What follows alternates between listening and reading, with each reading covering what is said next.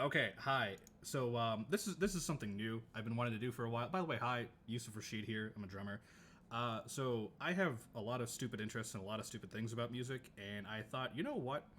Let me bring some friends along for this journey of wanting to talk about things that people might not know about the music industry, people that you know know something about the industry, just the wild things here and there. And yeah, this is basically going to be one of those like educational entertainment kind of vibe, like edutainment kind of vibes of a podcast, I guess you would call it. And I thought, what better way, what better way to kick things off than to talk about one of my favorite things in the world, memes, heavy metal, and I mean, yes, same thing. the history of metal. So joining me for this inaugural episode of whatever the heck I'm going to call this at some point in the future, I've got two very good friends of mine. First up, Mr. Manuel Barbara, a colleague of mine from the Berklee College of Music, who I went to school with, played with like once or twice, and has been ruining my life since about 2017. Played it once or twice and decided he never wanted to again. Yep, pretty much. That's how it worked. And with him, also a friend of mine who I've only met recently, but a great guy nonetheless, Mr. Ro Panuganti, very well known in the VGM scene, one of the only few metal guitarists I know in the VGM scene. So it's nice to have that different kind of thing. So guys, both of you, thank you for being here. Thank you for agreeing to do this. First and Thanks for foremost. having me. Yeah. I guess what I kind of want to discuss is just how we've gotten to where we are today with metal. Since having the both of you here, myself included, like a fair bit about how metal has worked throughout the history. Each of us have our own sort of specialty in whichever like era and genre of heavy metal itself. So yeah, I guess the best place to start is way back in the day with Sabbath, right? Where it was just heavily just riff based, nothing else to it, power chords and whatnot. And yeah, I just like if you guys want to like chime in, just talk about like Yeah. anything from that era. Like Ro, I know you've got like a lot of stuff on that, so Yeah. So I'm still like kind of a classic person. And I don't want to say classic because eventually, like, Nirvana is classic. So I should right. say, during the like It's 50s, classic at this point. right. Like, Yeah. it's so hard to like. I guess so. You start with Sabbath. I think that's a good place to start. But even then, of course, the ideas of heavy metal music and music that plays to aggression, to themes that aren't necessarily in the mainstream radio, has been around forever. And it's funny that I find metal to be one of my favorite words, because you see something really sick that just happens and it's really exciting and you're like, whoa, that's metal as hell. Like, Right, yeah. if someone has a sick tattoo or someone drives up in a cool car or there's an explosion, like, it's an attitude, and it's reflected in music. You could reflect in Paganini. Yeah. So, Yeah. fast forward a little bit more to like the Kinks, who like slice up an amplifier and make distortion. Like, I think Sabbath is just a great indicator of all of that at that point. Ozzy Osbourne, a poor kid from Birmingham who comes in and starts singing about like all these nightmarish crazy things, Black Sabbath, witches, Yeah, war, like- anti-war. There's nothing more metal than that as a concept. It was like the tipping point of a whole ton, because there's a ton of people who like made metal songs or metal-esque proto-metal songs. But Sabbath was the first band that like took that thing and just made it their entire thing. And it was also, just the whole rock and roll kind of anti-establishment culture. Someone had to take that in a weird gothic horror sort of direction, and Right, you wound up right. with Black Sabbath. Yeah. Well, you also had bands like the Misfits, for example, right? Mm-hmm. Who now I wouldn't really consider under like the heavy metal aspect of it, but when you realize that the Misfits sort of opened up, I guess like a Pandora's box effect to a lot of bands going into the 80s. Like there's a lot of thrash metal bands from the 80s and 90s that heavily cite that the Misfits are like one of their biggest influences, even bands to this day. Yeah, and they were the band that, well, I mean, it's not like people hadn't been doing this before, but they kind of made it okay to be loud and angry and just go for it. Yeah. And I think that also started like metal and punk's sort of weird sibling relationship that they always had. It definitely opened the door for what would be like a huge sort of outgoing in the metal world, in that like what we knew as metal from like the 70s was just metal, but then as time progressed, all these subgenres kept coming and coming and coming. And for the most part, up until the 2000s, a lot of it was in part to what the Misfits and Sabbath had done. Is there like it's really interesting to hear kind of that very early phase of metal, because they still have that whole blues rock shuffle thing going on, and that just kind of disappears at some point. I was gonna say like the riffs of like, and like this is also like an open question, like with Black Sabbath, because obviously that's like a very big band that a lot of people I know who are into modern metal now, like younger people, they don't know this band. Like they know the name, they've seen a T-shirt. Yeah, everyone sees the Misfits T-shirt, Yeah. Right, but like knowing about Geezer Butler's like crazy riffs and stuff, and like Tony Iommi and like these very famous songs, like is there like a specific moment that like when you think of Black Sabbath and like you want to show another guitar player or drummer or bass player or anything, like this is why I find them unique in the story of metal? Like what comes to mind for you guys? Because for me, I think of like War Pigs a little bit, and then I think later on Sabbath, Bloody Sabbath stuff. But that it's for me, it's really hard to point to just one thing that Sabbath did, because for me, I'll admit I don't listen to that much Sabbath, especially these days. Sure. But it's okay. like, not a lot of people do anymore. But I've been open on Wikipedia to help, but it becomes so much of a part of what metal is that you almost don't need to know the actual band that created those things. Yeah, it's the foundation that I feel like, at least at this point in time, Sabbath has become that foundation of what metal is, and you don't really have to listen to them. Well, I mean, I'm just repeating what you said, basically. But like, it's not like people have to go out of their way to be like, oh, should I listen to this before I start listening to these bands? Not really. of course, That has them in it. Yeah. You listen to Ozzy's vocals, and you can hear that all over the power metal. You listen to the groovy stuff, you can hear that all the way to Gojira. You listen to all especially when you talk about like Dio era Sabbath. Yeah, right. That's a whole different thing. There's a very big change with the Dio. origin of that power metal like wailing. Yeah, just that really powerful energy. Like, yeah, just that like almost. I'd still say like if you wanted to, I'd recommend like I don't know, Paranoid as like Paranoid's entry. A good one, I think that might also be my favorite solo of Tony. Black. That is a really good solo. It has a lot of the sort of early forms of those classical themes that started working their way into metal pretty early on. Yeah. But yeah, so there was, the Sabbath era, there was the Misfits era, and as I mentioned earlier, Misfits and, Sabbath as well, obviously, were big influences to bands coming into the 80s. The 80s, if anything, I think can be best defined with the uprising of thrash metal. You had the prog guys in there, you had like the early stages of Dream Theater and Meshuggah showing up. But I think if there's any genre of metal that really sort of made its mark within that decade, it was thrash metal, especially with of course, the big four. Like even then, the 80s is the point where metal kind of expanded. Flowered. It became it is really where everything expanded. Yeah, it became its own genre. It wasn't just like it's not rock anymore. No, this is no longer rock.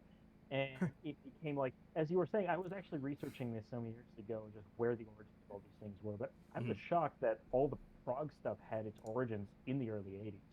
Yeah. You think 80s, you think like first you've got the thrash guys, and then you got the power metal. Right. And then everything else. But no, everything had its origin.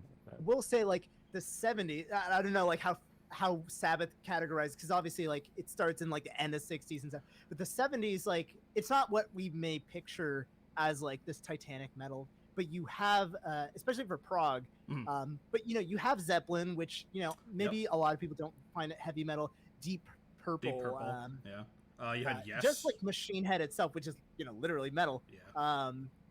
They flower a lot of these things that I so like look as my influences of progressive. And of course you have ELP, Rush, Genesis, Yes, King Crimson at some point. Rush arguably would go on to found progressive metal in a way.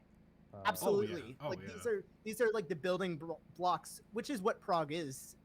It's taking all these, or Jethro Tull. Jethro Tull you can add in there. You put flute in, rock and roll in 5/4. I'm calling it prog. Like, why not? It's different, Maybe it's not metal in your own definition. Mhm. I always think of those things as like these little seedlings. Yeah. And as you said, in the 80s, you get folk metal, new wave of heavy British metal, your Maidens and Judas Priest. So it's like, it's a cool phenomenon where you could just like spend a whole day listening to like one sub metal category. Yeah. And man, Everyone likes to categorize styles as much as metal guys, because really, like, because it's so expansive now, right? It's so like expansive, the way, but like, think of a modern, like, any modern band is gonna do half a dozen of these things. right? Mm-hmm. I think, man, Iron Maiden, you could spend a good hour or two talking about just Iron There Maiden. is there are podcasts about Iron Maiden and Ed the Head, and oh my god! but I mean, But, just yeah, to you like. know. That's one of my all-time favorites. I know it's like an all-time favorite for a lot of my friends, like Lorenzo, and like the whole Lorenzo. you know, it's just there's riffs for days, there's influence, there's stories. That's the other thing. Right. I yeah. found about, because they were the first that, I mean, Metallica started doing that. But Yeah. they put stories into the metal. Yep. They made, Like, you know, a lot of No, sorry to interrupt, but yeah, no. When you think, all those guys yeah, are crazy. a lot of really the versatile. early, or I guess not early, but maybe Very. like post Injustice for All Metallica stuff. Like in a way, some of those records are kind of concept albums. Do they share a common theme? Maybe not, but each of them tell their own story. You know. I think that's a curious thing that draws metalheads to heavy metal in a way that, like, again, I listen to pop, I listen to musicals all the time. Right. I also really like these stories, things like The Wall, things like, I mean, And Justice for All has a few concept albums, but Master of Puppets even has like some stories, and like Maiden, you got Flight of the Icarus, yeah. Alexander the Great, or Rhyme of the Ancient Mariner. How many people were in English class sitting there when they brought up Rhyme of the Ancient Mariner, and they're just like, I know all of that. I saw the whole 13 minutes of it. Yep. You know, the guy pisses off a bird and it screws him over. The end. And then there's a bass solo in the the end, and Albatross. My favorite Iron Maiden story. I saw them live, and they were playing Book Souls, and Ooh, okay. Very nice. Okay. Bruce goes, have you ever had this experience? You get up, middle of the night, you're thirsty, you want a snack, you get up, you go to the fridge, you stub your toe, you reach for the light switch, it isn't there, and then you have the thought, what the fuck happened to the Mayan civilization? And that's Iron Maiden. That's Bruce, I've Iron never Maiden. had that thought. I had most of it. Yeah, like up until the Like in Mayans, maybe. 2012. Or like, what I love about Maiden and a lot of bands now that sort of like bring out like some kind of theme in their performances, in their writing. Sabaton is one of my fucking favorite examples. Oh my god, they're so much fun. But like, as far as Maiden goes, a lot of people that don't heavily listen to Maiden, probably the more common song they'll know is the Trooper. Sure, yeah. And Trooper. That's about the Charge of the Light Brigade. Exactly, Yeah, right. Crimean War. And How many people people know only, that? no one even knew Crimea exists, but people only know because they listen to the Trooper, and they're like, I Literally, remember the Trooper, that. and like 3 years ago in the news. Yeah, Like, exactly. But that's how powerful it was. Right. It is, and like everyone can hear like. It's like simple chord movements, Yeah. but there's like just Every Iron Maiden song is 3 chords. There's 1 flat 6, Right. flat 7. And a lot of galloping. Don't forget galloping. Oh yeah, I watched like there was like a few history of metal documentaries, and they ask about like what is the Maiden factor, the folk metal, and when you think about it, like watch the live versions. How many times are these people singing to the instrumental parts? Right. Yeah. Oh, like everything, Fear of the Dark, like anybody can join in. And then if you're crazy into guitar playing, you can learn all of the riffs. Yep. It's this very interesting folklore-y, storytelling vibe. It's definitely like- where metal music by itself, I mean as a whole, became more approachable to fans, in that they could actually like relate to it, they can sing along to it, everything, and it's not weird, it's not different. Because for so long, especially in like the early 80s, how metal was defined as this like antichrist music. Right. Where it was You like, can see that in the commentary, because that is the point that every angry 40-year-old dad will be like, Yep. metal ruined now. Oh. Iron Maiden killed metal. Well, Yeah, it's like, no, if anything, it gave it a...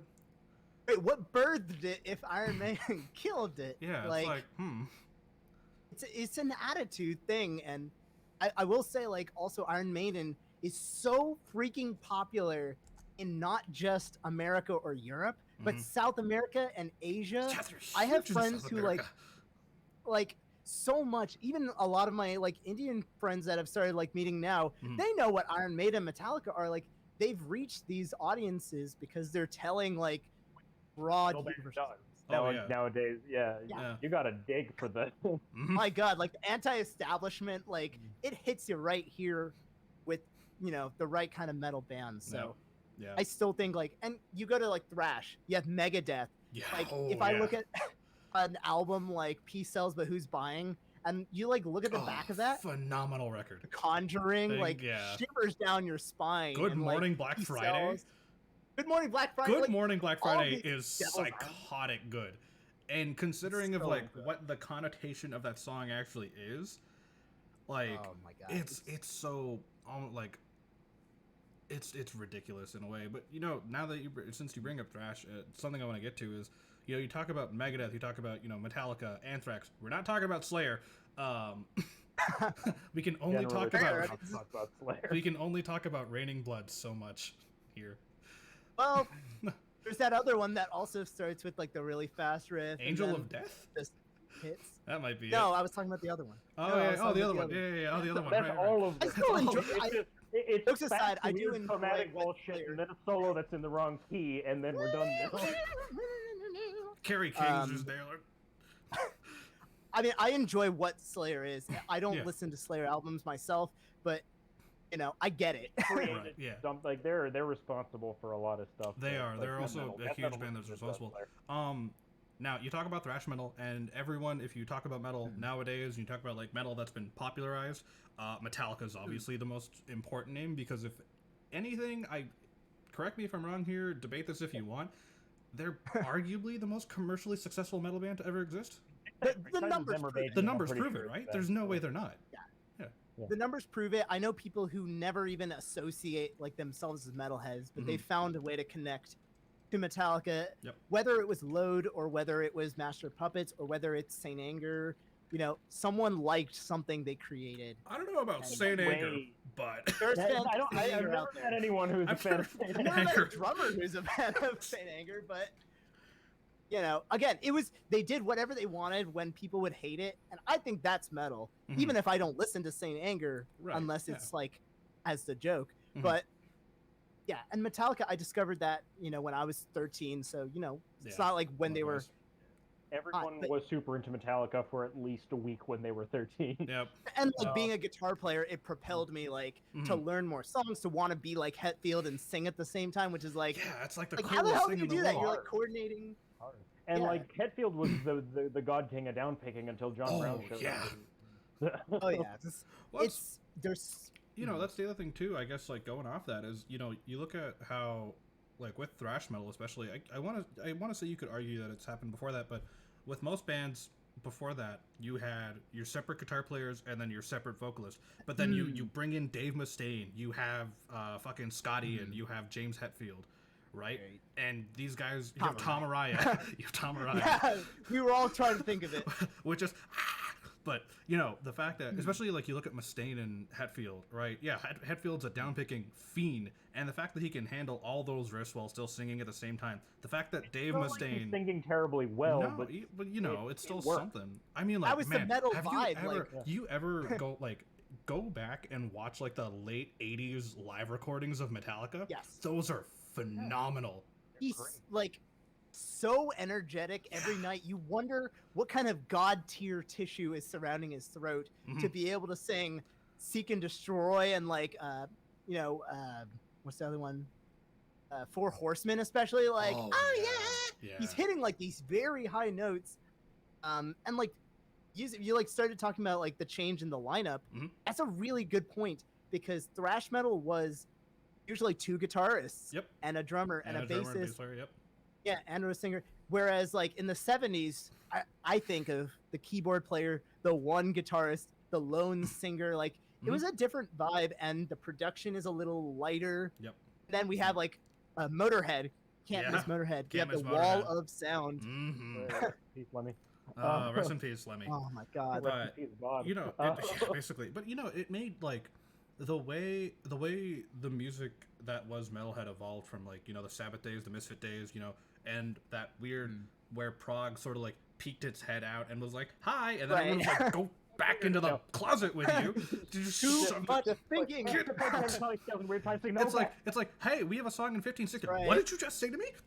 Just like shove Sorry, you. 4-4. You know, I have a thought about that early prog stuff and how it relates to the later prog stuff and why the later prog stuff. I'm so excited for when we get to the later prog stuff. Yeah. Oh, God. But you know, the way that lineups had changed. Like now you're using 2 guitarists and a bassist. You might have a third guitarist. You know, bands started using a live third guitarist. Not often, but occasionally, right? Because double of what kicks. they did. Yeah, double kick. Right. Lars they had to Ulrich. be really tight. Oh yeah, back then. You can't have 3 guitarists on stage and them not be like. Not to mention the use of, you know, as far as like if we want to mention like the use of technology, which we'll start to get into more as we progress into the 2000s.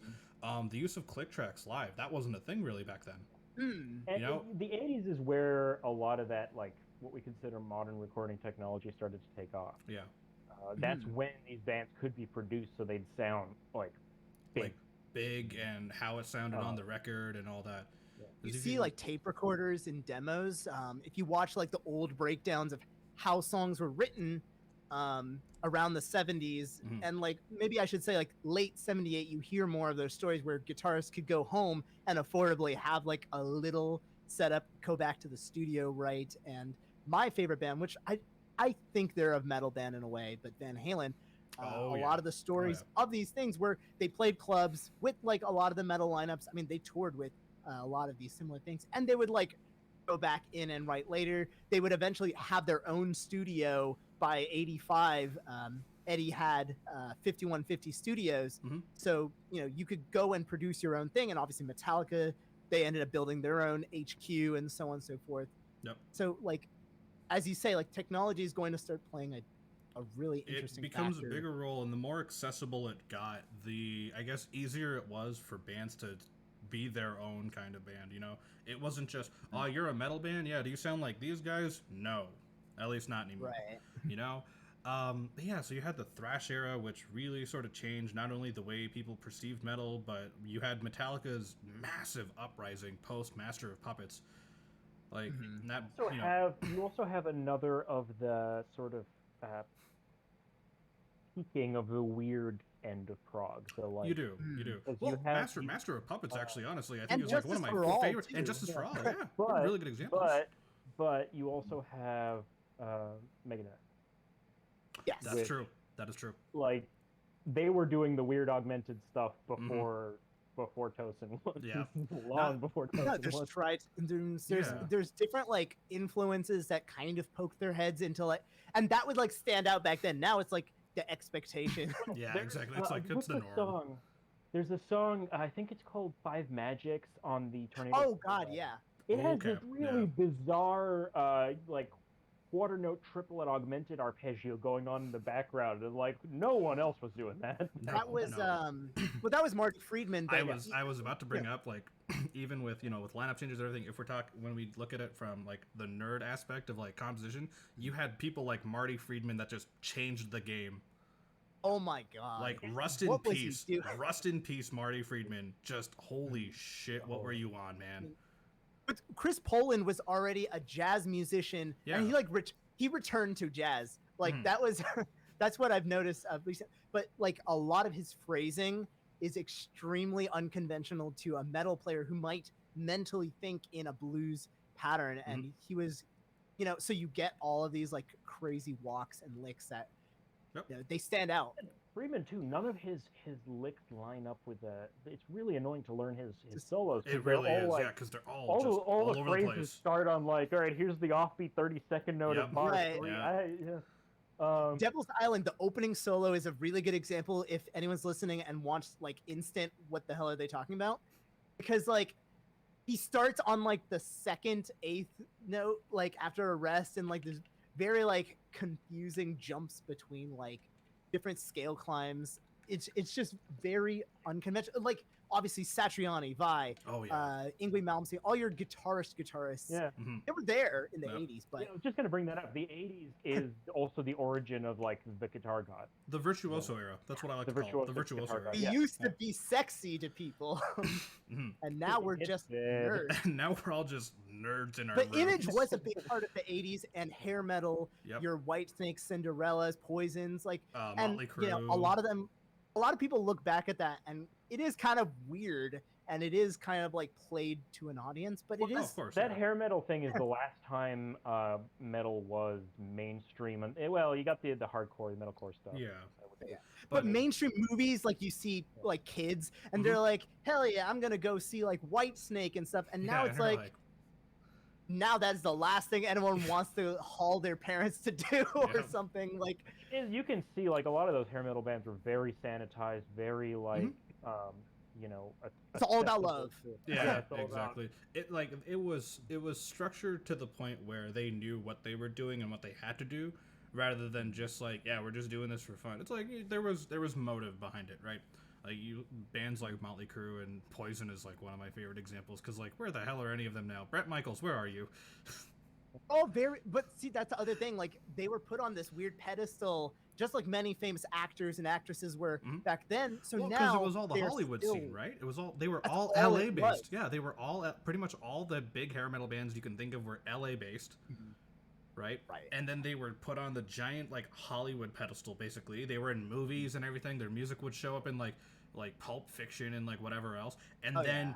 all of a sudden, just gone. Right, and they were the few chosen who went to a studio and had Yeah. been chosen by an agent to take 90% of the. Now everybody you know could be in a band and have a mixtape. So like, you know, there's like a little bit of leveling I think about. And again, that is as someone who One you know who could be in a band could have produced the entire thing themselves, and it'll sound 10 times better than any of that '80s Yeah. music. Yeah. right. It's a tricky area. So like the stardom I think does bleed into the story of metal music until metal takes like this weird backseat in like. Well, the thing that ended that was grunge, because people got bored Yeah. of this. Like Yeah. You actually have the Guns guys N' in Roses skinny bridge. jeans Yeah, the and Guns, big the hair weird Guns N' playing- Roses bridge from like 1988 to like 91. I would say like Use Your The Illusion. Appetite for Destruction. Yeah, and then you like have, Use Your Illusion 1 and 2, I think is where Guns N' Roses really started to fall off the grid, and that's They where definitely, like- mainstream metal as a whole started to take that dive. You know, people stopped Guns N' liking. Roses was a lot more rock and roll than metal per se. yeah. But I guess, but think going they- off that though is sorry, Ro, but you know, going off that though is when you talk about Guns N' Roses, who's the first person you think of? Slash or Axl Rose getting drunk and being late for a concert like 2 hours in, but Or however Slash is Axl Rose still- hits those notes. Yeah, like, or however Axl did what Axl could do. Slash back might then. be Oh my to God. me the last '80s guitar icon. If God that, almost, you know. because like again, everybody could recognize not just what he looks like, but his sound, like which is something I'm still really passionate about. Like when you think about people now versus back in the '80s, we have like these note choices and tones. Yep. It's weird. Well, especially- because Slash didn't really do that like really fast, super virtuosic. No, you know. he was never that guy. Like he'd do it, he'd Like, pull he it out could be- occasionally, yeah. but never like. It was more groovy than anything. A lot of Yeah. Slash's solos, if you really start to look into them, they're very groove oriented. if you were to show someone like who doesn't know what Slash is, so if you were to show someone who's like 18 now a solo, like I would show him November Rain. Yes, and it's yeah, like absolutely. notes, That's a great. but he but does a the great lifted solo. bend. Both solos are It's amazing in that song. beautiful. It's, Oh yeah. you know, And he really shines when he's doing that. Because he's not really the most technical guy. There was plenty of other guys doing really technical stuff at the time. He even was one blues of them. rock guys. You're right. Mm-hmm. No. But yeah, it's like Guns N' Roses. But so Manuel, you mentioned grunge, and that's a whole man grunge. And no hate to it. Grunge. No hate to. I love. Oh, The yeah, grunge no, era. I'm a big grunge fan in Yeah. a lot of ways, but also, it's not what every metal person wanted. Before we leave the '80s, though, I feel like we need to talk about Sure. Randy Rhoads. Oh God, yeah. Ooh, Ooh, oh my yeah. God, yes. Yeah, because he is him and Deep Purple, Richie Blackmore. Mm-hmm. No brain anymore. Oh yeah, him and Richie Blackmore are the granddads of anything shred, anything like modern like guitar god shred. You think of fast runs that are like picked out. You think of like squeals. You think of like all of those moments. And I mean, like again, I'm biased. Van Halen was, and to me, I think he, even if you didn't like Van Halen, you listen to like a lot of 80s, people were doing tapping and harmonics and getting that like stereo brown sound a whole decade. He took it next level though. Oh yeah. 1984 someone is a record. yeah, someone made a really interesting point to me a while back that there were kind of two streams of shred. There was the Richie Blackmore, Randy Rhoads, and eventually what became the Yngwie stream, which is the one that survived to this day. Yep. And then there was the sort of like groovy Van Halen stream, which has kind of disappeared. I think it's like the happy metal and like the serious metal divisions, which for whatever reason, like you'll have to dig deeper to find it. But you're right. And I think everyone kind of gravitate, like the Randy Rhoads stuff is like classical in nature more overtly, whereas Van Halen was a classical pianist. There's a lot of that. But you have blues as that root. And that's like the strand I think that grunge kind of builds on. There's no solos anymore per se. It's almost like punk and metal had this weird baby that was like hanging on to dear life in the 90s, I guess. Which it had another baby in the 2000s that got fat and metal. lazy. Yeah. But yeah, man, the fucking so I guess before we get to like the 90s, right? When you talk about shred, you talk about like the Yngwies and Joe Stump. Oh, Satriani. Stump. Stump. Oh, Stumpy.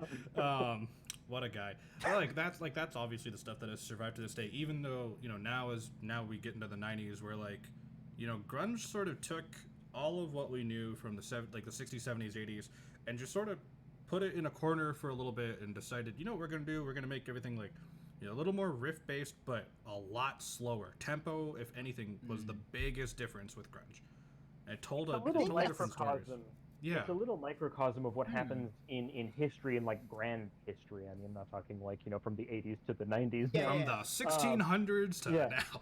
Every time there's been a change in style, the new generation simplifies what the old generation is doing because they're like, this is too much. We don't like it anymore. Right, we're bored. yeah. And then that thing inevitably gets like. And then and grunge basically. The production definitely changes too. Obviously we have Phil Collins. You have like Dire Straits. I think was one of the first. So like digital. Yep. And like these aren't metal bands, but now in the 90s you might hear like Maiden start using synths on Seventh Son of a Seventh Son, Somewhere in Time and stuff, and like the bands that were trying to survive, staying metal in the 90s before we you have Nirvana, Soundgarden, Alice in Chains, Pearl Jam. Pearl Jam, thank you, the Big Four, and all of your Mudvaynes and like all these like other teams. But there were bands that were metal that like kind of glued a little, like Metallica's Load Reload, which I mean I like it now after like listening 500 times. I'm a fan of Reload. I like Reload listening back to it now. But it is divisive. It is divisive. Yeah. All the memes. There's a lot and like especially with the 90s, like besides the grunge era, the big deals of like Alice in Chains showing up, the fact that these vocalists were completely different, if anything. Like Lane Staley and his Cornell. Just titanic, just like Chris Cornell and his range. My God. Eddie Vedder and his like deep raspy voice. Somewhere there's a video of me at NAMM 2 years ago singing a Metallica song with a Pearl Jam impression. Manuel has the video of it somewhere. I'm pretty sure. I need to see this more than anything. I forget which one. I mean, like, say what you will about like, yeah, I think. I mean, I freaking love all of those singers, but they have like this interesting, like maybe that's why they were so big. But they're also distinct vocals again. Yep. Were like the front and center. I mean, like Kurt Cobain was this accidentally great guitar player, but when we talk about his like lyrics and the songwriting, we don't talk about how crazy good Mike from Pearl Jam, McCready, and the guitarist, like I would talk about them, but Mhm. you know, my folks will talk about the songs, the singers. There was a shift in like maybe perspective of like these Definitely. metal adjacent forms. Yeah, and like you bring that up, even for me, the perspective of a drummer, like with the Mhm. grunge era, it's like, yeah, I could go on talking about Matt Cameron from Mhm. Soundgarden and Pearl Jam. Coincidentally enough, he played for both. Yeah. I could go on for hours talking about Dave Grohl and Nirvana, right? But Mhm. those kinds of things, to me are important because the way that patterns changed, it wasn't just these like simple rock beats anymore. It wasn't just these like 1 2 1 2 1 2 thing. You know, drummers were finally starting to get a little more inventive with what they were doing underneath these riffs and underneath these like little things here and there with what they were playing. But yeah, like the grunge era really sort of set that in motion. Now, granted, it only lasted that decade, maybe even less of that decade, like 6 7 years of that decade. The 90s, I don't think it was. Yeah, it was only Yeah, in the I think 90s it's and like never. one of those beautiful crossfades where like Mhm. I think of like when the Foo Fighters was founded as like this like crossfade knob, and then Okay. post grunge, which is just like a sillier way of saying like they were less angry about stuff. but, but like those Yeah, I are the gotcha. bands that I think today a lot of people are pulling from, and you have pop punk, which Mhm. is like this halfway mark between all these genres. So like at that point on, rock and roll became Was the Happy Fun Times Yeah, exactly. experience. yeah. the See, like Yeah. the return of the Happy Fun Time with Blink 182. You Yeah. have Weezer, Mhm. all of those But like you still know people who were like 13 back then or like 12 back then who like that is their happy place. Yeah. Mhm. Absolutely. You play that, Absolutely. you can immediately smell the pizza and then the Chili Peppers, Peppers and yeah. like all these bands that were maybe even there in the 80s, kind Yeah, of they like were like kind of but- there, but not there yet. yeah, like Chili Peppers is a good example because They've been here up around until forever. like they've been around forever, and they were funk more until like 99 when they Yeah. started adopting more conventional rock. Mhm. They But- were kind of one of the first, like with Flea especially, kind of bringing funk into that whole rock scene, that rock Yeah. metal scene, which Which like is really good. takes off towards the 2010s and whatever. The Mhm. Living Color, and that's another Living Color's a really good kind one of too. interesting factor we haven't talked about as much, but artists that weren't necessarily white Americans or Canadians or Europeans getting into the music scene, let alone the metal scene. I Mhm. think funk was a little bit of an avenue, and unfortunately, I can only think of the Living Color from the '90s as like a very obviously metal-driven funk metal Yeah. band, and I think funk would only teeter until we get to like now, where it's like, oh yeah, these are obviously funk influences in this Tesseract bass, like Yeah. like Right. it Like, sits people started underneath. doing the slap The bass slapping and like all Elton these started other doing- things. Yeah. You had Vernon Which, I Reid mean, like like- using all these different effects and everything. Yeah. And like talking about metal in '90s specifically, another band that I don't listen to necessarily as much, but I think is definitely worth talking about, especially as we get to extended range. Korn. I was who about had to get to taken- Korn. I was about to it get was, to it Korn. was Steve Vai You were came talking up with about the seven slap. string, Oh, couldn't yeah. figure out what to Oh, do yeah. with it, Mhm. and then Korn. Yeah. So Yeah, I mean, Yeah, sorry, but like it. So you bring up with Living Color, right? The first thing I can think of with Living Color, and like this is a song I think everyone will know, even if you don't know it's from Living Color, is Cult of Personality, right? And there's something very specific in that song that they do that people don't realize was actually kind of groundbreaking at first. It's the fact that they are sampling speeches from Martin Luther King, JFK. They're Yes. the use of sampling. This is where it like started to hit. And that's modern everyone metal. as modern took metal, over. and Yeah. and then it just took over Very from there. good point. Sampling became like the biggest thing because you had bands like Living Color doing that, where they were bringing in all these quotes and everything. The fact that so funny story actually about Living Color, because I have a drum head signed by them on my wall that you can't see right now, so but cool. so our freshman year of Berkeley, they actually just showed up randomly one day to do a clinic. What? So, we got to there was a bunch of students that just got to sit down with all the members, just hang out, just chat about things.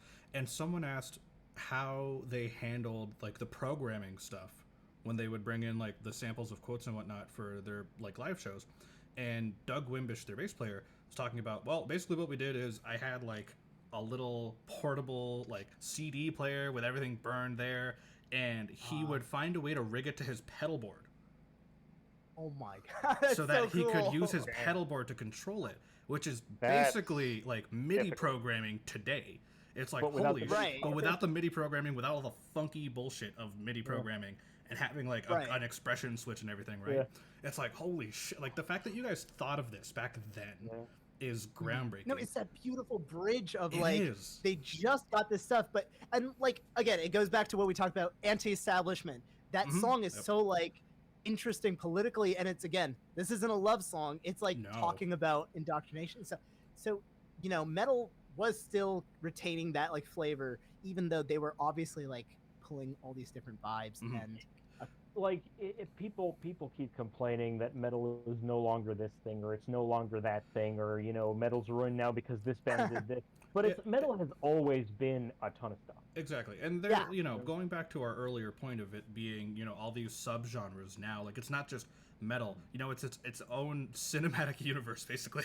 It's its own Yeah, massive extended literally. universe. MCU. Yeah. It's basically the MCU, but just much more and there's gigantic, something for every person in There is, metal that will absolutely. be like it's different flavor. You're like, oh, what bands do you like? And it'll be like one that you've never heard of Yeah, and that you'll be like, you've definitely what? Huh, and it's who? like, oh no, their band camp is over here, and like the lead singer uses Yeah. a celery stick. There's yeah, like or, always the vocalist is a parrot. right, and like I mean, getting to Korn, the band uses 7-string guitars, and Mhm. I know we're just about to get to another band from Sweden. That's probably around the exact same time frame here, but Just about. Oh, we're getting to them. We're getting to them soon. we're I mean, I playing was gonna say we need to talk about the little gremlins. you need- Oh yeah. 6-string guitars were obviously like the most common production. It's Mhm. like the most common instrument. Every American household has one and stuff. Yep. And tunings across, like for the most part, people were staying in a relatively standardized. Obviously, there's exceptions. You have Led Zeppelin, but like extended range, I think Downtuning has been a thing in metal. Downtuning had been a thing. it's been a just long time. with Tony extended. Iommi had to do it. Yeah, exactly. Mhm. It's just with extended range. Now it was like, I have an Yeah. extra string. Yeah. And guess what I'm going to do? Right. And, So Yeah. It really opened up the field for a lot of new things composition wise for the way tunes were written and things were played. And with Korn too, they were also I wouldn't say a big part of the sampling boom, but they were using like all these like weird DJ effects and whatnot. And then you There's had rap. you had John and rap, and we're about to get to that because it's a very big part of the late '90s, I think. And then you had Jonathan Davis just. It's like, I'm Which- sorry. Which wasn't It's metal as necessarily like even guys like Bruce Dickinson, like he got his vocal ideas from Babies Crying. Yeah. Like he Yeah. wasn't he's making all kinds of weird noises. It just still sounds like a guy singing. And when you get to Korn, adds it's like more to the bleh. music, Yeah. It adds more to the music. No, like to both your points, and like if we talk about the history of like vocals, like Oh. screaming, like you got Mhm. Howlin' Wolf in 1956. Yeah. I Put a Spell on You, like where he's intentionally doing the same thing that like someone today will do. Like you have that growl and that like Yeah. vocal fry, and then you fast forward a little bit forward, and then you got like you said, Jonathan Davis doing it. You have Oh, you even go, like you go Hetfield back in the 10 Sting. years earlier, Rob Halford.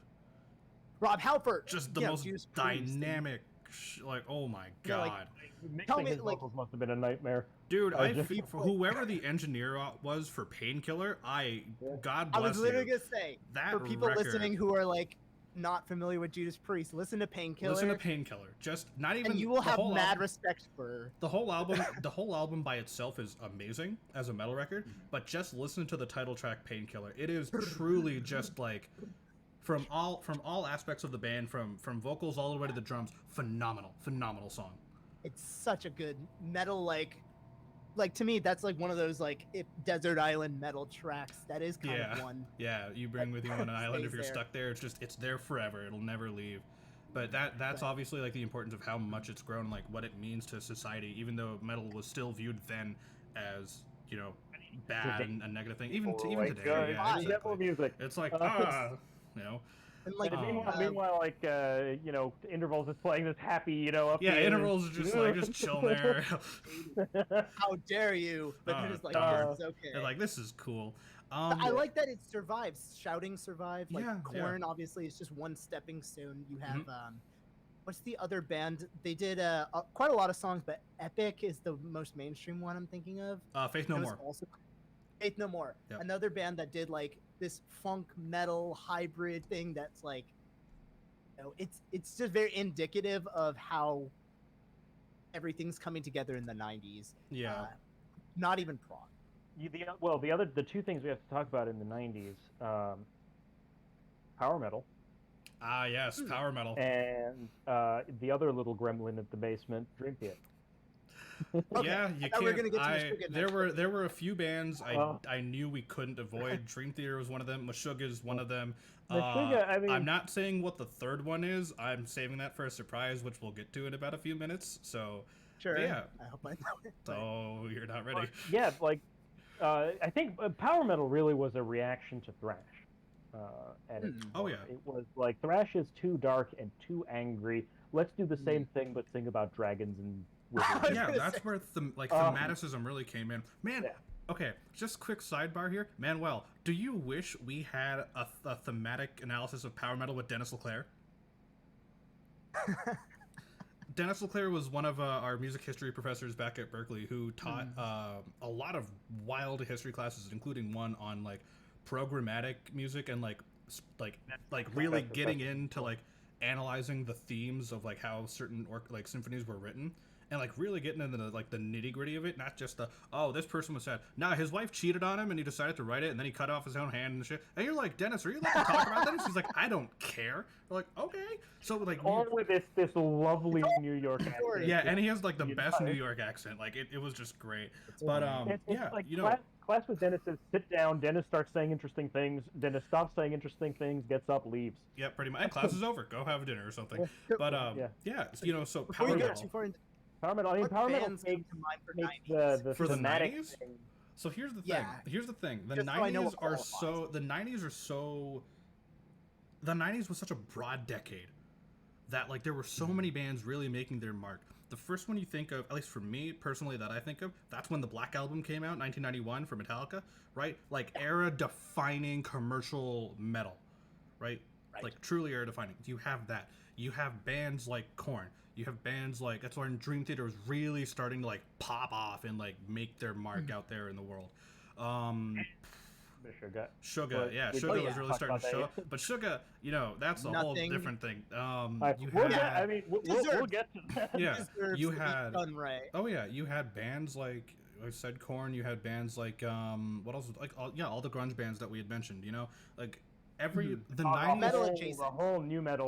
the thing. whole new. So yeah, I do want to save new metal after we get to power metal. But Sure. yeah, so, 99. yeah, so power metal, of course, it was, you know, as Manuel You said, think this whole the- anti-thrash thing.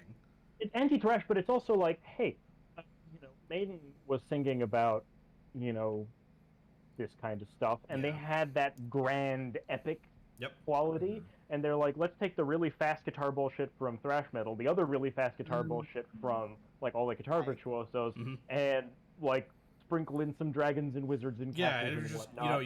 you had bands like Uh, Blind Guardian, for example, is a yeah. really good example. Oh, okay, yes. Or like the spin-off, like the Viking metal. Yeah, maybe, Viking or metal, those kind of things. Pirate metal. You had Ailstorm Pirate showing metal. up in like the 2000s. Oh, Hailstorm, hell yeah. Yeah, Okay, yeah, I got you.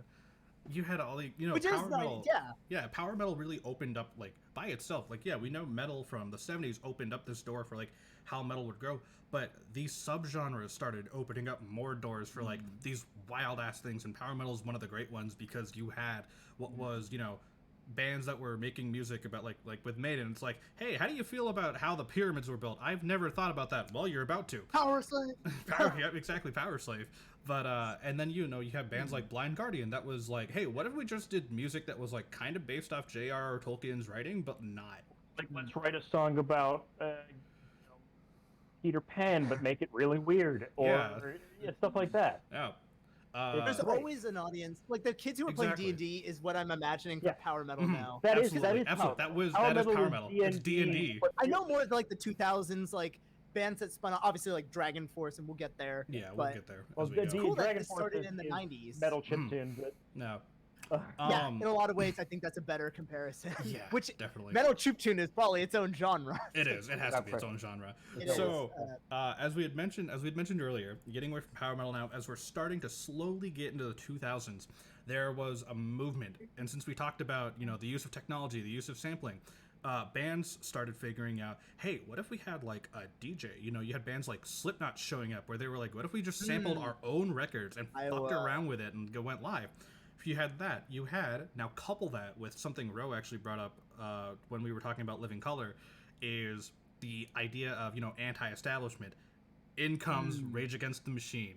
In comes. We can't. I'm glad we count that as metal. I could not see. Okay, so I had to think about it earlier today when I was like working on my notes. I'm like, do I consider that rap metal? I don't know. And It's you punk had rap it was metal. it was different. You had Rage Against the Machine that was so politically charged. That, like, they are truly the forefront of that stuff.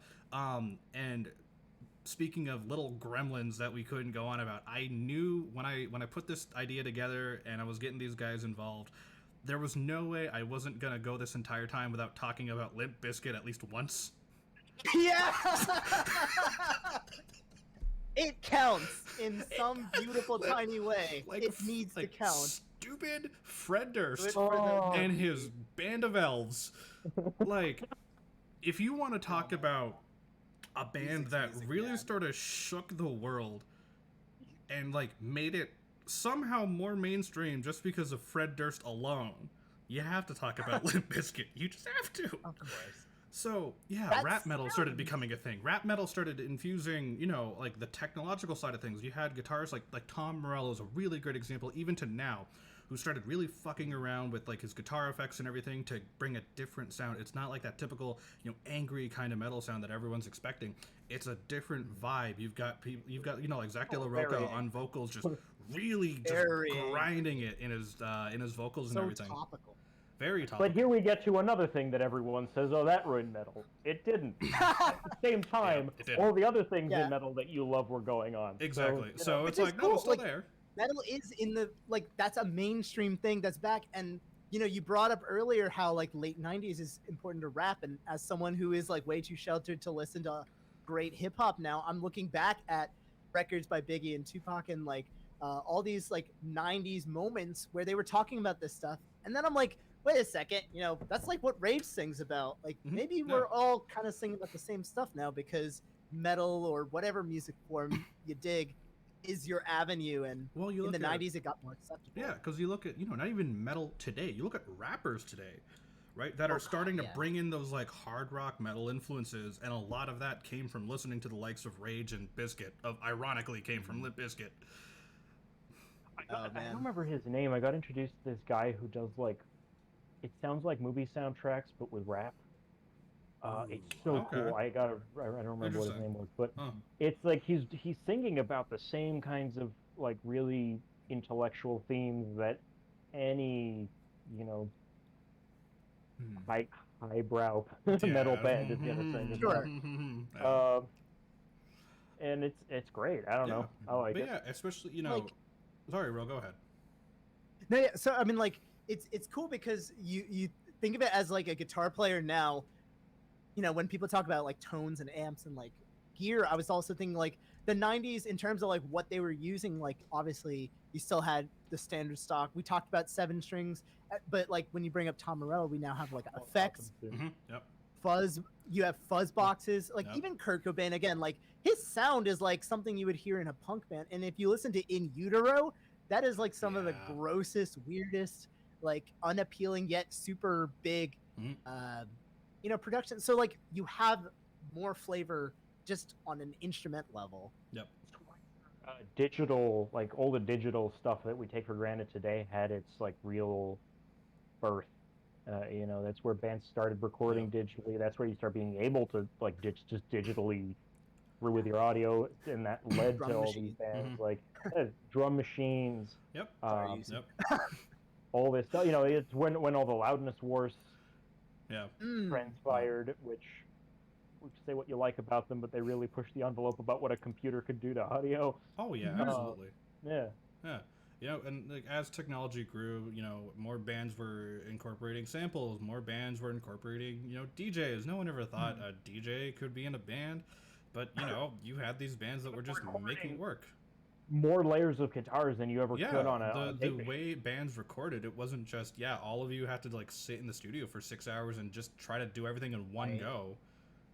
A good segue of mentioning samples, and this is like a unconventional means because I'm not going to talk about a electric thing, but we could finally touch on another band close to my heart and maybe y'all's Dream Theater. Oh, You yeah. listen to Oh, Images yeah. and Words which would probably be my recommended starting point. This band, which If anything, yeah. Yeah. you listen to the drums, of course, those snares are sampled on top. But Are they? I'm pretty sure they are. I didn't know that. you have a Interesting. Wait, Okay. did you not? Yeah. didn't If you know listen that, to no. the snares on, I mean, I don't want to like shatter a glass for you, but Portnoy's like drum sound is very much like triggered samples. But to that Right, point, yeah, this yeah. this is a band that started in the '80s. Mhm. In a lot of ways, on paper, they look like they're from the '80s. In a lot of ways, they even sound like they're from the '80s, and yet To like later in their Yeah. Yeah, Yeah. it's a couple of Berkeley guys who are. You have one of the craziest, bass players of all time. Yeah, John You Williams. have- Oh my God.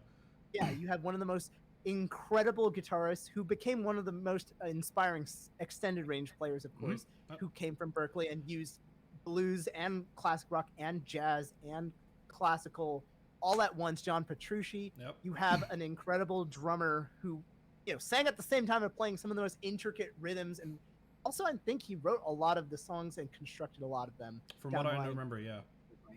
And then of This course you is- have well, this is the other end of all that early prog just kind of peeking its head up Yeah. from Right. that we were talking, because you had all the Rush and Mhm. all that kind of proto prog, and then you get to bands like Fate's Warning, and that Yeah. leads pretty much Yeah. directly to, hey, here's these bunch of weird kids from Berkeley Right. who are writing songs that are way more complicated than anyone wanted, but Oh yeah. people like it. Yeah. People are that's- starting to. I don't know what the- It became fun to listen to.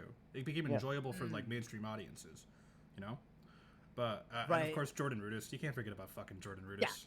You have Jordan Roots, and before him, Kevin. Can't remember. I'm gonna feel real bad because this is a phenomenal pianist for the first 3 albums and Okay. keyboardist. So like you hear on Awake, Space Dyed Vest, which is like a beautiful long piano.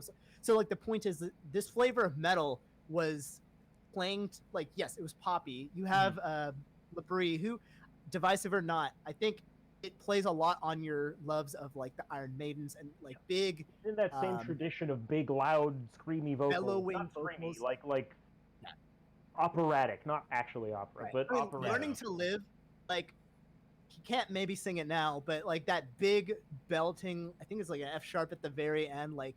Yep. And again, they're telling these very intricate, beautiful, complex stories, and of course, Metropolis to top the Oh '90s God. as Yeah. still one of One the of the most greatest beloved concept concept albums of albums. all time. Mhm. Yeah. Beautiful, beautiful Like record. if anyone wants there to, are 3 albums on that list for me, and yeah, that's that The Wall and an album by Slice the Cake that I think is the greatest concept album ever written. But check Yeah, that. okay. But yeah, Yeah. like people listening who don't know anything about Dream Theater, listen to just Dance of Eternity.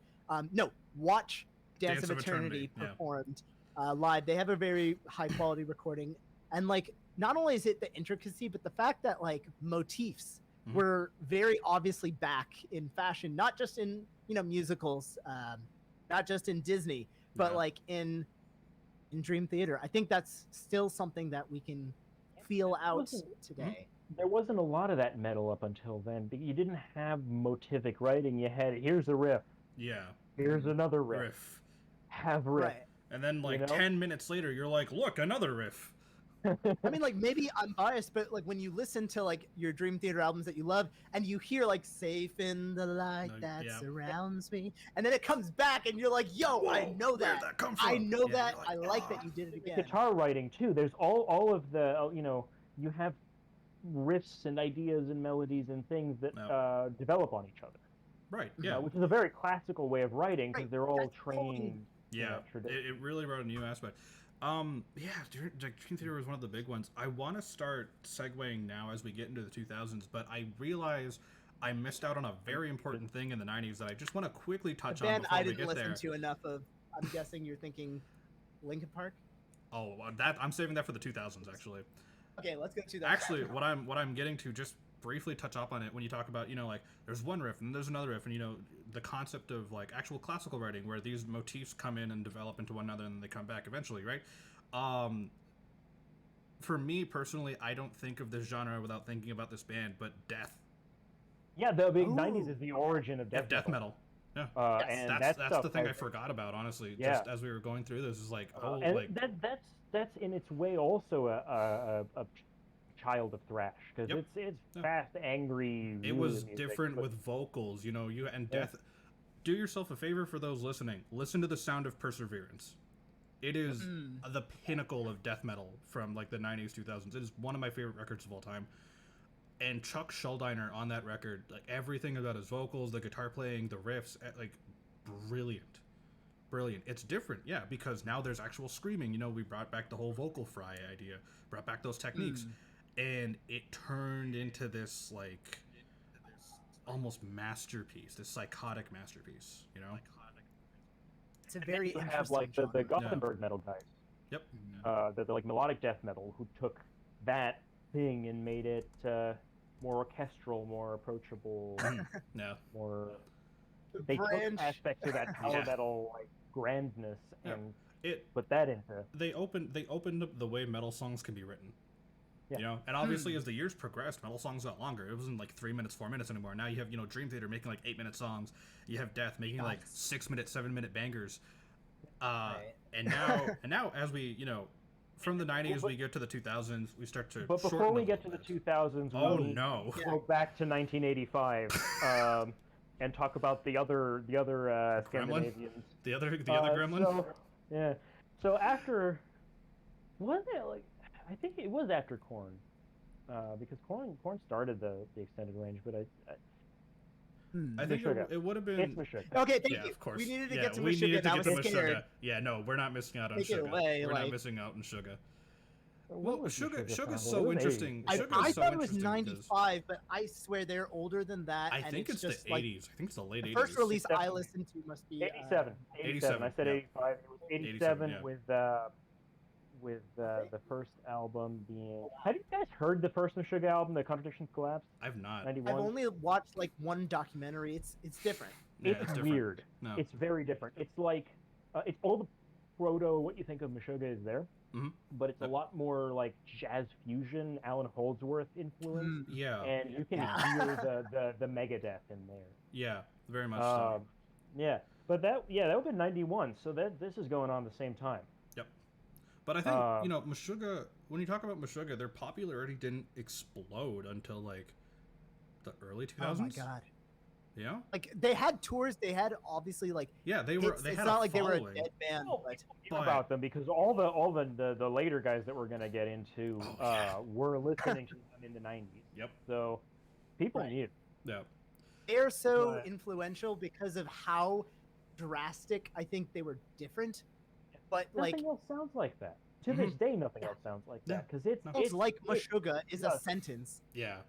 Exactly. It's big, it's nasty, it's angry, and it's also super complicated. And It's like, super but it doesn't complicated, and it's sacrifice- got that like industrial kind of sound to it, you know. It's like exercise. It takes a lot out of you Mhm. to process. I find Meshuggah overwhelming as like as a fan of Meshuggah. I find it very overwhelming to listen to. It's insane So- amounts of information being like downloaded directly into your brain by a guitarist who does not care what you think about him. Exactly.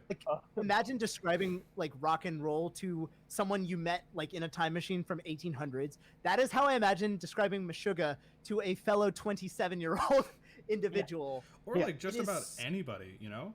Like And you show Anybody, Meshuggah yeah. to anyone who isn't prepared for it, who isn't Mhm. like hasn't had the background of what led up to become Meshuggah, yeah. they just hear noise. It is just Yeah, noise. for to them, someone it's who just like doesn't- it's just the same, almost like algorithmic idea, just constantly in their head, and like what's Taking different one about this? riff.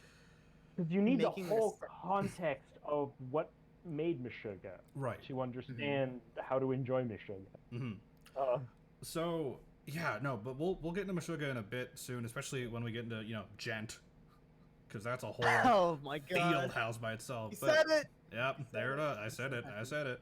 So you get So into the bad. 2000s, and things are starting to change again. You had the rap metal era of Rage and Limp Bizkit coming in, and I think the one thing I always think about with the 2000s is the way the vocals were being utilized in writing. So you had like one of the best examples out there. I wouldn't really call them rap metal. Rap rock is I think the best, or like alternative rock. Linkin Park, the most era-defining band of our generation. if anything, right? Sure. You had Mike Shinoda doing all the rapping, and you're like, cool, you got these like heavy kind of riffs going on, you got Mike rapping, and then you have the most fucking titanic voice in rock that from like growing up I know is Chester Bennington. Sure. Man. Chester Holy Bennington. shit. Like the contrast of it made it so, what's I don't know, like influential maybe. I think it's distinguished. Distinguished. I could draw a direct line from that to all of the early 2000s metalcore. And the 2000s I think metalcore it changed the face of boom. popular music at that point because because you had this was until like sorry, Ro, yeah, no, this was a band that was charting, like actually being on like the Billboard charts and everything. Like this was stuff that was almost unheard of. Yeah, and they get spoken in the same breath as like Green Day. Yeah, because that was big time. Oh yeah, the same kids who were jamming out to Green Day were also jamming out to that stuff. Mm-hmm. Right. Yep. Like Linkin Park was the coolest. Okay, so this is something as someone who only just understood Linkin Park like 5 years ago. When I listened to it the first time, it was too intense for me, ironically. And then when I listened to it later, it wasn't complex enough for me. So I just didn't get why. And now I'm thinking as like someone who gets music a little bit more chilled. Like, holy shit, this was a band that was safe enough to be heavy for people who were never exposed to heavy music, but it was still exactly what they wanted to hear and needed to hear. This was angry music with, about real issues. And it was also like playing off of the music from the 90s. You had pop music. We had like, I'm trying to think of artists that are like not like No Doubt and, things that are like kind of poppy, but kind of not. You had things that were kind of like, catchy. And then, but you had processed, heavy, punchy guitars, and they had synthesizers, and like I know, like from Meteor onwards, like there's all sorts of like different changes to like the vibes. But you put on Linkin Park, and people were throwing down in middle school. Oh like, yeah. You would start fights. Energy. Yeah. And in every definition, that is metal. That is the attitude of metal to me. Yep. Of course, System of a Down is like the first band I think of from early 2000s that's that qualifies as metal, but they were in this other fun direction of they brought their heritage into their music. They got weird with it. Yep. They were still really catchy and anti-establishment as hell. Yeah, that's that's the wild part is as when we were younger listening to System of a Down, you're like, wow, this is like edgy. It's like totally against the government, and you grow up and you realize like, oh my god, like these guys really are for. They were like, up against a genocide. Yeah, man. like the fact that they were so open about, and like that's how I found out about the Armenian genocide. Was from listening to System. That's how I found out about it, right? You. I was like, what the hell happened here? It was like, oh, Serge. okay. Like I was like 13 years old listening to like Biob, and I'm like, oh, this stuff rocks. Yeah. Oh, it's about the. Oh. I mean, okay.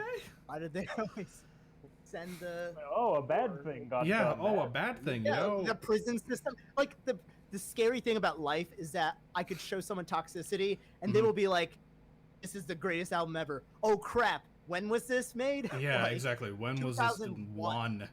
But you get drop C guitars. You have polka influence, and again, I'm not educated enough to know exactly what Armenian influences are described as, but you listen to the album and you start realizing metal is yes, there are still places in metal to go, and this band comprised of people who have maybe never been in the American mainstream are now like a very commonly associated like metal band to talk about. Like a lot of people know Chop Suey. Yeah, everyone knows Chop Suey. Everyone knows Toxicity. That weird song that starts with that, like nobody knows what it's about. Yep. They know it. Yeah, they know it. They hear like that the drum intro of Chop Suey and Toxicity like, and Toxicity. Yeah, just don't. I still can't play that. Like, come on. It's like that's so cool. It's like when especially like if you're a kid growing up listening to that kind of stuff, you're like, how'd they do that? I want to like that's when I started learning to play drums when I was like 12 years old. It was like I was listening to all that stuff, that wild, wacky ass stuff. I'm like, I want to learn how to do this shit one day. Like that's the greatest feeling in the world. I think like no matter what, every entry point in metal, there's a song or something that got that for people. I think Toxicity and Chop Suey were definitely up there. Yep. Because you have the like other your incredible thing about metal is that it's full of virtuosos. It's Oh just yeah, Mhm. oh yeah, and every crammed little full of virtuosos. yeah, Mhm. and it doesn't So matter, you always have someone to look up to. exactly. And Very true. as we talk about, as we talk about vocalists, as we're, now that we're into 2000s, this is where things start to get like, this is where Pandora's box basically like the lid was only like halfway opened up, and then all these bands from the 2000s basically said, "Hey, guess what? Boom." And just everything I think exploded because like the 2000s alone, from 2000 to 2010, it's where, especially with like rock music and metal music, everything's really started to open up. You had Linkin Park, you had you mentioned the 2000s metalcore boom, which is like one of the most iconic, I think, few years in metal, Wonder how much because you had the Breaking drop Benjamins, you had beat Killswitch Engage, Yes. you had Avenged August Burns Red, Sevenfold. Avenged Sevenfold. We also missed the 90s, but they're in the 2000 Pantera, which Oh yeah, as a God. guitar player, of course, Dimebag Dimebag Darrell, Darrell, man. who's to me is like, he's the ultimate Van Halen fan Mhm. because he took everything and then just invented a new Yep. groove metal, which would play into our Djent now and so on. But These guys are metalcore. tuning crazy low, and Yeah. God, Oh, yeah. Drop G. There's a Pantera song in Drop G on a six string. They got weird. There's songs about suicide notes Yep. on the Great Southern Trend Kill. Like Yep. you got real. You got we're real. talking in metal. about Breaking Benjamin, though. We got to talk about Tool. Oh God, yeah, there's Ooh, Tool. yeah. Yeah, Just man. 90s, 2000s. Exactly. So we're just moving around right now because Drone music. So much of this stuff So, is, it's like intertwined. everyone- Like, I apologize that we're missing out on a few things here and there, but like as we go on, we realize like, oh shit, we got to talk about these guys because then Tool was a big influence on this. huge influence on breaking. They play Tool songs live every show they do. Yeah, yeah. And you can tell, you can hear it's a lot more stripped down. Mhm. And it really focuses. Breaking Benjamin really focuses on Ben's vocals because Ben is an amazing. He's an singer. amazing singer. Oh my God, incredible. But there's Tool in there. There's Yeah. a lot of Tool. You look at the first album alone. You look at Phobia, their debut record, right, for Breaking Benjamin. Like the kind of stuff that was on that record it's different. It's very like still rocky, very heavy. But you're like, oh, there's like the little guitar things here and there. Like I didn't think that. The lingering post-grunge influence. little ambient stuff. Yeah, a too. little ambient. Like if you're like whether or not you're a Breaking Benjamin fan or not, I think everyone knows the song "Diary of Jane." Yeah. Like And everybody knows "Diary of Jane." You got some like proto Djent in there too. Yeah. This is on movie soundtrack kind of thing. Like Exactly. Yeah. you start getting that adjacency to mainstream hmm even more in 2000. Like Avenged Sevenfold, I'm pretty sure they're in freaking Call of Duty, which I'm getting ahead of myself. they're a in little. Call of Duty now. Actually, So no, that's the 2000. it's still I would you're think still of talking Ben like just 2000s. Yeah. more in the Metallica Iron Maiden tradition than in Yes. the metalcore tradition, to be honest. Okay, so here's my I thing would about say it. those albums are closer because Yeah. Because you also had bands like Disturbed showing up, yes, and that was very heavy again, riff heavy. The drums were like big and pounding, much more like it was. And then you had this giant, tall, beautiful, bald man named David Draymond, who had the voice of an my God. angel, like the literal voice of an angel. But just everything about it was like, holy shit! Like it makes. Though I always like to think that like there's always something in a band that makes them different from everyone else, and a lot of these bands we've been talking about right now, especially in the 2000s, vocalists made the hugest difference. Yeah. Oh yeah. It's not that they did something super different. All these bands are doing the same. It's something about them themselves. Like it's the personality of the vocalists themselves, or like what they brought to the band that made it just different than the They're rest. doing that thing in their way. It's Exactly, like everyone yeah. talks about, oh, you got to be unique, you got to be different. But like, if you just The only are way you can be different unique because is you wanna just be by different. being Metal at you. heart. Stick to being you, and just everyone that works. everyone takes what they like from the people they like, and then they make it their thing. Exactly. So you And, had Disturbed, like, one- and sorry, Ro, go ahead. So one aspect we haven't talked about at all that kind of is curious for 2000s method by which we were listening to music Yep. and how it plays into Yep. metal. Obviously, the late 90s. CDs have basically until recently, digital took over. Yeah. But CDs were big. And then, of course, Metallica in this very strange culture that now we're kind of like, I wonder about that. Had noticed that digital streaming had become bigger. And then but Lars albums were Ulrich still decided big. to sue a bunch of people. Sue Napster, which Yep. looking back, we're kind of like, this was maybe not as black and white as I think. I mean, that's my take. You know, That's a whole totally. nother podcast. that could be a whole other topic. Honestly, That I could would be a love to get whole, on that one day. Yeah, But as, it is as a this very progresses. cool observance. Mhm. But the reason why I think about it is because you guys are talking about Disturbed, and in my mind, all I see is this picture of an album. I've been thinking of albums so much in that era, and only recently, and maybe this is just me, I am still an album guy, but we have Titanic albums still then. Like, I think Indestructible was the one that I think of with Disturbed, and then City of Evil is just like a start to finish. People were still going into a studio. Yeah. People weren't listening. I listen to albums. I love listening to albums. Oh, yeah, but same people here. weren't Yeah. listening front to back albums at that point. It was just, I mean, you know, these Beast in the singles Harlot were was big. probably as far as Like- many go. Yeah, You know? like I like this Yeah. song. Let me put it on my iPod. Yeah, Right, exactly. get It's the like, single off iTunes, iTunes, you know. put it on your Winamp. yep, Yeah. yep. And it got to a point where, yeah, just like, you know, people stopped listening to albums in full. And, you know, talking about Avenged Sevenfold, since you mentioned Beast and the Harlot, there's a little funny story. I guess I can just quickly bring this one up. Manuel knows this because, oh god, this was one of the wildest times at Berkeley. It was our last year. It was like our last year of school, but I had led a Avenged Sevenfold like cover ensemble, Ooh, which okay. it was Last year, tedious. I still had what was the Tesseract ensemble? Yeah, you were in Tesseract. Yeah. I'm sorry, what? Yeah, we had. It was I like played a there was. 30-minute set of Tesseract. I love it. So yeah, no, we had Watch the fun. numbers We had go by. fun at Berkeley. We had a lot of stupid fun. But you know, playing an Avenged Sevenfold cover set, when I was sitting down with the rest of the ensemble and we were figuring out what tunes do we want to do. One idea was doing, you know, Nightmare in its entirety. One idea was doing the self-titled from 2007 in its entirety. You know, just all these ideas. And one of our guitar players brought it up. You could take every Avenged Sevenfold record from Sounding the Seventh Trumpet all the way to maybe Hail to the King. Yeah, not counting the stage, because the stage is its own demon by very itself. Very, very different. You can't name me any of those albums that you can actually listen to front to back without getting bored. And I thought about it for a while. I was like, I don't know. So, you know, I spent my time listening to each album, Take. and it's a take. Every album has its hit, like, hot singles. But Yeah. I do think of it that, like, you know, even the self-titled album is my favorite Sevenfold album of all time. You know, and, you know, Afterlife, Gunslinger, Almost Easy, Little Piece of Heaven, like, just some stupid, absolutely unbelievable tracks. But there's other tracks on there, like Dear God, for example, and Brompton Cocktail, which, like, I'm not personally the biggest fan of. And that by itself, because there's 2 tracks on it, that's the takeaway, that I can't listen to this whole album front to back. You know, it's like that kind of that kind of debate. I'll I argue. think the Besides, way people thought about the attention span. Changed. Right, Because yeah, it's an also, attention span thing. Like, except for the prog guys, which we'll get into, We're getting length of there. metal songs started shrinking again. Mhm. You know, they That's a started good point.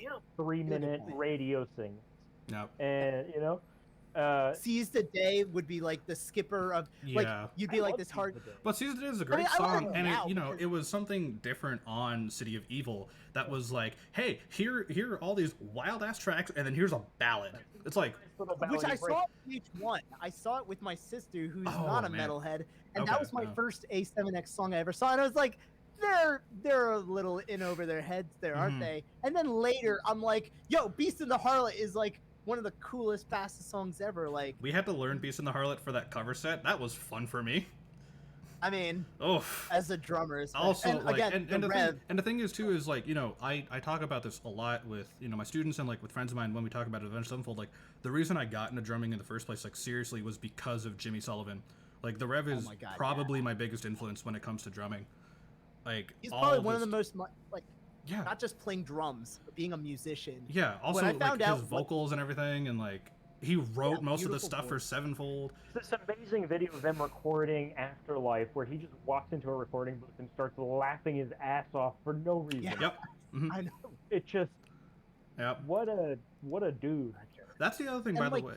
Or, sorry, Ro, but I just want to. I'm gonna quickly bring this Go up. ahead, go Sorry ahead. about that, and then we'll get to you. My apologies. By the way, if you ever, for anyone that's ever interested in, like, watching the process of, like, how these bands, like, recorded this stuff and everything, Sevenfold has been doing a really awesome thing on their YouTube channel where they'll take, like, all the old songs they've done and they show the old, like, Pro Tools files. They'll show, like, all the old session files from those like recordings, and they talk about like what went into it, what like the ins and outs. You know, they've done one for Almost Easy, they did one for Dear God, they did one for some of the stuff on the stage. They did a Halloween special last year. It's one of my favorites. They did one for A Little Piece of Heaven. It's a half an hour long, and they went through every stupid little detail of that song, from the horn section to Jimmy just smashing a beer bottle across a studio, and they were like, let's record that. It's like whole like that I think is really where bands started to get comfortable with the idea of like, oh, we could just fucking do anything we want and like put it into the song, right? We're putting it in a computer. We don't have to like. Yeah, exactly. Like production really started to take like a crazy dive, like just straight up, just like, oh, we can start to get like really stupid now, and like you can't talk about Sevenfold without talking about Sinister Gates. Oh my god, yeah. Great. You can't. You like talking about talking about guitar players that have like crazy blues influence. This guy's a gypsy jazz player. Django Reinhardt influenced guitarist. Yeah. Who's also influenced by Maidens and your Jewish. Yeah. Putting all of that into catchy songs. Mm-hmm. Yeah. Into very like mainstream, very like understandable. You can like it. Yeah. He is someone that if he picks up a guitar, any guitar in any setting, he had that voice that's very. He's alive. He has that very obvious slinky slide legato. Mm-hmm. He has like a very right. It's a very similar thing if you listen to Jeff Loomis, because they both have huge gypsy Oh, jazz. yeah. But obviously, Oh, yeah. Jeff Loomis is like an entire. Yeah, no, other Jeff Loomis is like a Not a real galaxy person, by. No, he's not. Yeah. We've seen him and he's not real. He's Like like that tall, blonde, just really friendly. Yeah, very nice guy. But it's the same sort of slippy, slidey, chromatic. Yeah. It's distinct, and it brings back like something we talked about with the 80s, like the sexiness and like the ostentatious kind of like, guitar playing again was part of the reason why whenever people were talking in middle school, high school about A7X. Yep. But the thing that you brought up that I wanted to talk about also is now with things like A Little Piece of Heaven, and obviously when we get to like black metal and even like other genres, symphonic inclusion in metal is starting to dip its little sexy toes in. We missed on Nightwish, but Nightwish is a big one. Nightwish is a big example. Female-led metal band, which that wasn't a thing before. Not really. Yeah, Nightwish, very rare. Arch Enemy. You have Lita Ford. Yeah, it's an incredibly important part of the ongoing metal when story. You had like the Tarja era of Nightwish, you had Arch Enemy, another really good example. Mm-hmm. Not symphonic, but just really truly like Camelot. You had Camelot as well, yeah. Which started bringing in female singers to sing bit parts, and then the wife of the keyboard player started her own band. That became Epica, which is like the symphonic metal band. Oh yeah, just like and symphonic metal, unconventional. Yeah, and then like Flesh God Apocalypse and like all those other bands, right? So as where are we now? We're like mid 2000s. We've talked about Sevenfold. We've talked about the orchestral symphonic. I feel like I have to quickly talk about this one band since we're about to get into like the stupid stuff with Prog and Djent and all that crap. I need to talk about this one band because number one, they're my favorite band of all time, and number two, if I don't mention this this record, Rich EB might kill me. So we're about to find. Protest the Hero. Oh yeah. Never mind. I thought you meant Between the Buried and Me. Oh god, no. BT Bam's that's a whole his other favorite band. Yeah, I was gonna say that's his other favorite band. Yeah, BT Bam by BT Bam. We can save for the 20 because that band is dumb. But yeah, so Protest showed up. They were doing like punk rocky metal kind of stuff with like crazy guitars. And then in 2007, there was this 2008 ish. There was this album they released. It's called Fortress. And what? Like that album is fucking incredible for what it was, and truly like you listen, a lot of the guys now, a lot of the big guys that are out there now, they talk about BT Bam, Colors was a big influence to them, Fortress was a big influence to them. Like these were and now we can get to the BT Bam part, but like these albums that just sort of showed up out of nowhere, that it was just it was taking what we knew from the weird proggy era of Dream Theater in the 90s. It took all of that and just sort of just exploded it. Yeah, everything's so it's fast. Like, it's a 300 BPM. We're in 516. Let's go. And like sudden stop changes you hear in the middle of the song, which I think comes from like a lot of these different genres again. Like Mhm. again, you listen to the opening to Fortress kind of thing. You got You have Blood Meat. Blood Meat, and like the song literally changes like 4 times, but you still have like this pretty chorus. Yeah, you know? it's beautiful. Yeah, like Blood Meat. Oh, you have Blood Meat. Everything. You have Sequoia Throne, which is like, I remember being how Tapping old his would I been? back with- Yeah, like I was like what 12 years old or something when that album came out, and listening to Sequoia Throne, just that opening tap It was intro, too much and for I'm my like, little brain to I'm like, handle. that sounds so cool. What the fuck is going on? God.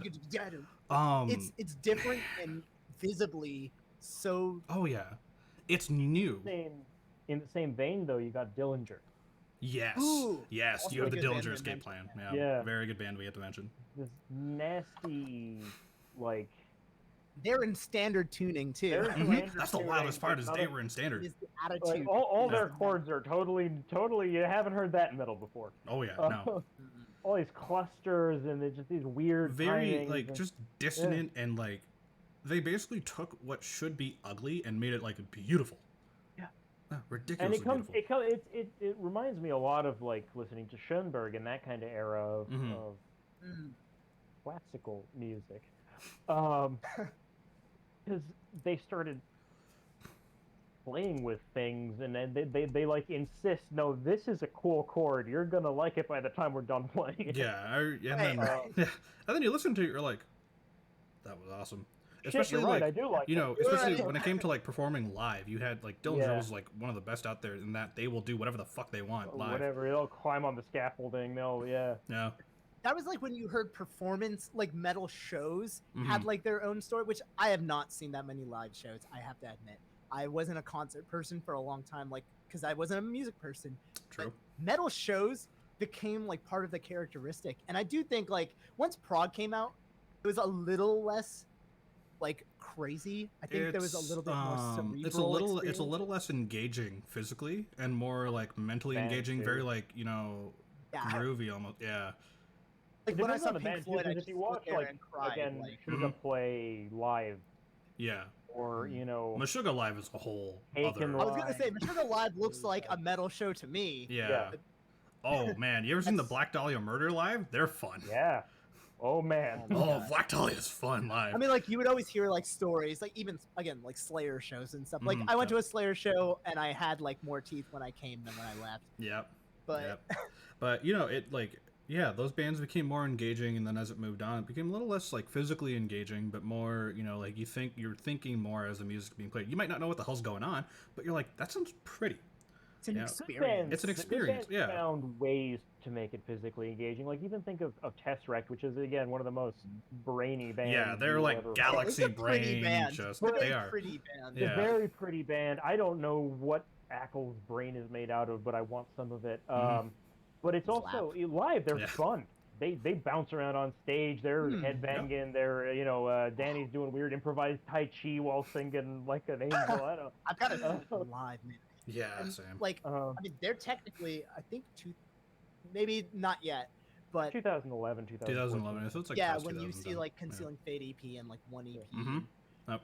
But yeah, like cerebral bands we're getting to that stuff soon. Yeah. and again, like extended range was becoming, I think, a little bit more normalized. Ibanez had been kind of like the front and Well, center, because but they made Oh, Vi's yeah. original. God, when we extended talk- range, then they made Korn's guitars, and then Yeah. they made Meshuggah's guitars, and then then you could start getting them in guitar stores.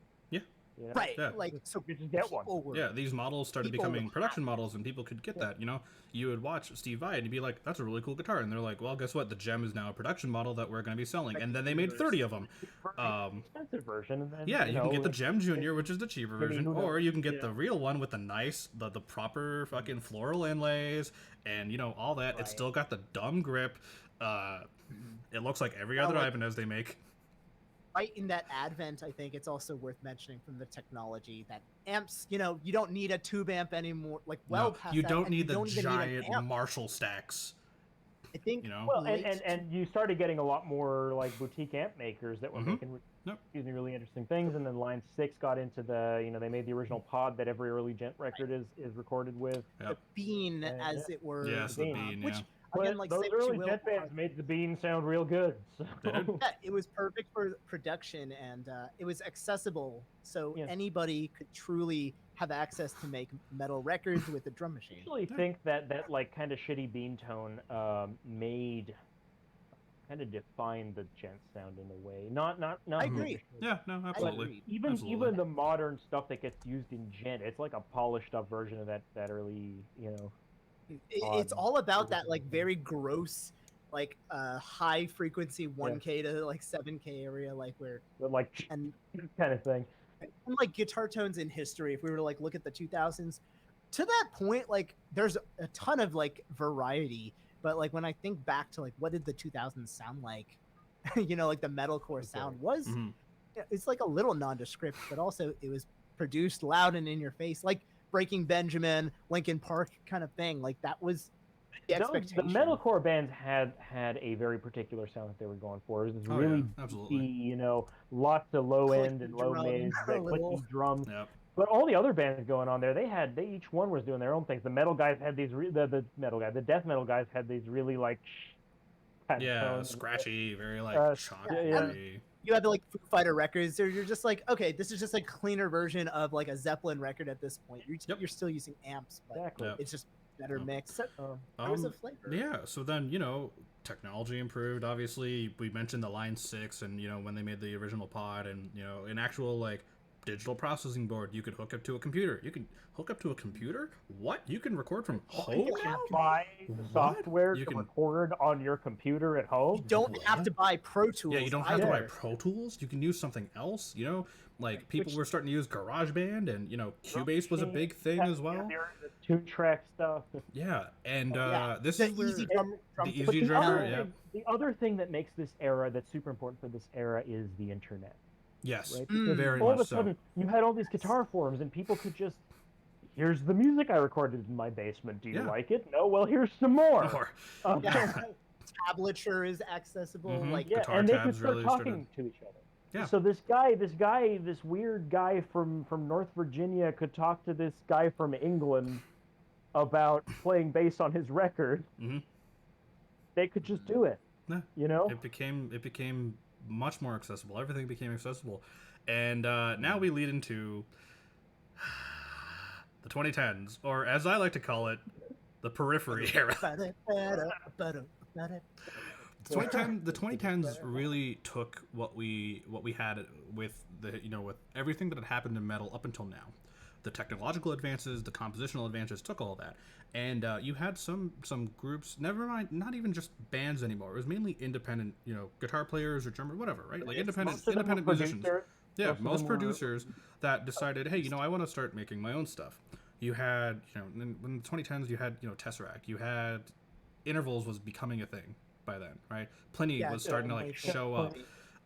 When you look at bands that are self-produced stuff. Yep. Tesseract and Monuments were originally the same band, basically. Yeah. Yep, that's Tesseract, right. Monuments, And you look at bands that Animals. Animals is later starting to come up as well, yeah. But when you look at bands that really started to come up from the whole idea of self-producing themselves, in comes Mr. Misha Mansour, of course, and his psychopathic ideas with Periphery. In that, hey, here's everything we took from Meshuggah, especially after Bleed came out and Djent became a joke, more or less. Misha said, let's take all these things and just meme it. But it ended up being very, very good. It was a few more things than just that, because it was Sick, which was just it was. And Sick was doing this really bizarre. It was almost like Tool on more acid than Tool already was on. No. And then he likes pop punk, so let's put pop punk in our weird. Why not? Prog metal thing. If anyone listens and doesn't know what Djent is, Google it. You'll find neutral, something.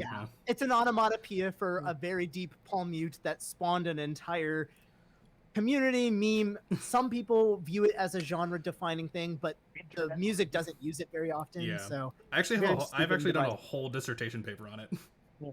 Really? My argument for Djent being a style of music is that shred means absolutely nothing either. But everyone knows what you mean when you say the word shred. Yeah. Everyone knows what I'm talking about when I say the Djenty part of this song. You're just thinking thick, low-end, chuggy, shred. someone could shred in like this. Someone could call like a solo in a Green Day song shreddy, but someone may not call Green Day shreddy, which is the only reason why I thought Okay, that makes calling sense. a band Yeah, that's Djent fine. is like calling a band palm mute in my mind. But it doesn't Right. matter. Okay, so Yeah, like it's like- Haken has plenty of djenty stuff in it. They're not a djent band. No. I could point to a band that does only that thing, and Right, it's like great. And that's what Volumes they or do. I Yeah, would call them a djent volumes, band. you know, even Yeah. like early Like animals. I Djented in my new album. Heart, but it's early not Djent. animals. Yeah, like early animals. You know, you look at like Joy of Motion Yeah. kind of stuff, But where you like can yeah, hear, you can literally hear this technique being employed in those records, which is like, again, this is not like a disagreement. This is more like an observation because, you know, as someone, if someone's listening and doesn't know anything about Djent, this is basically what it is, a debate about what the hell it is. But yeah, It is. that's all it's And ever the been. debate funny. is mostly nonsense because we know what everyone means when they say Yeah. the word djent. And like, like, when I went to college and I found Periphery 2 because my friend Michaela, you might know Michaela Usage, Miklichu, oh yeah, violence automatonist. Mhm, She yep. played the intro to Have a Blast on violin. The Oh, okay, yeah. And I was like, what is this? Like, I'd listened to metal at that point. I'd listened Mhm. to prog at that point. And then I like listened to the original track and this guy's shouting, and then all of a sudden they're doing all this like laser fasting, but he sounds like a singer from like a 2000s band that I would have also liked. And I'm like, this He is sounds weird. like a pop punk singer. Yeah. That's what he sounds Which is like. like a And it's lot of cool. what Spencer did. And I'm in the vocal course that Spencer's actually running, and I'm like learning a little bit more about why this mishmash works. Okay. But Yeah. yeah, you have like Periphery 1 and all these very new sounds, right? Mhm. Like No. 2000. More, It's a more, mess. and more. But it's a delightful man. Yeah, It's a but wonderful also, man. but also the interesting idea too when you bring up a band like Periphery, and this is where I wouldn't say Periphery really started it, but like the 2010s is really where everything sort of like took off for these self-produced bands. Is you know, we talked about briefly symphonic metal using like actual full-sized orchestras or like a string quartet or whatever, like, you know, live recording them. But you know, now that people had all these access to DAWs, they have access to VSTs and Contact and all that, right? You load up Now Contact it's and have just an orchestra right yeah, there. load up Contact and get like some kind of yeah, just get like an orchestra soundboard or something, right? And just load that up. And now Periphery 1's you have story, too, all like- that at the power of your own hands. You don't have to go out of your way to go hire like 3 violin players or something, and like a cellist or whatever. No, you can Buy, you've you know, got a wall all full that. of synthesizers. You've got, you got massive. Yeah, Or, you don't know, have to. You know, like we could probably attest to this, right? Like we use, you know, for musicians, you use sound libraries, and you've got a MIDI keyboard. You just run everything through, and voila. Yeah. Boom. You make songs that the masses will not know the difference or even care, or maybe it's because it's artificial. Mhm. That is the preference, like Periphery 1 with that all these artificial interludes. string sound is what you're going for, especially when you're blending it with these massive walls of guitars. You don't have space for an entire orchestra to come in. and put Slow some attack. Yeah, fills. slow Stuff. attack and all that. And You're also, gonna, you you want know, you're gonna be It's hard. compressing the bananas out of that thing anyway. So and even with you know, bands started going the more getting away from like the orchestral side of it, where like no matter what part of the music you were listening to, there was something taking up space in that, you know, it like guitar riff here and then drums, and then it's like, okay, orchestral break, you know, strings and everything, right? But now bands started, in Periphery was one of the Periphery, Tesseract, I say like Joy of Motion era, Animals as Leaders, you know, those bands started utilizing space. Just Yeah. having all these like ambient little things again, going early on. Monuments. BT Or band, Monuments, to this yeah, day, like BT band. And you got, excuse me, you've got also this movement, especially with Tesseract and Monuments. yep. The really tinkly, clean sounds with lots of Yes. reverb Tinkly and, Yeah. cleans is- and that's everywhere. And I guess it's worth mentioning now that we're in the 2010s. Yes, amps are still like popular with guitarists, and we all have affection. But the fractal axe effects, Mhm, yep. and yeah, the Kemper and all these are all like amp modelers that are like better than the real deal for a lot of people, and they have like you this. can't afford hybrid. to carry that shit around on tour with you. You No, just like can't. mic it. no. I can't Yeah. play a full half stack Mesa In dual your rect bedroom. No. in my bedroom. I can play my axe effects, and Mhm. electronic music now gets to bleed into those clinkly cleans. You have all these like drum and bass influences from the 90s that Yep. you know now they're in metal as this like weird interlude before Race Car, and Yeah. you know Yeah. Yeah. so And you've got it's I'm probably going to be talking about a lot about Tesseract now because Please they're do. probably Yeah. my It's one of favorite my band. favorite bands. too. But you have this new understanding that not everything has to be balls to the wall at all times. Yeah.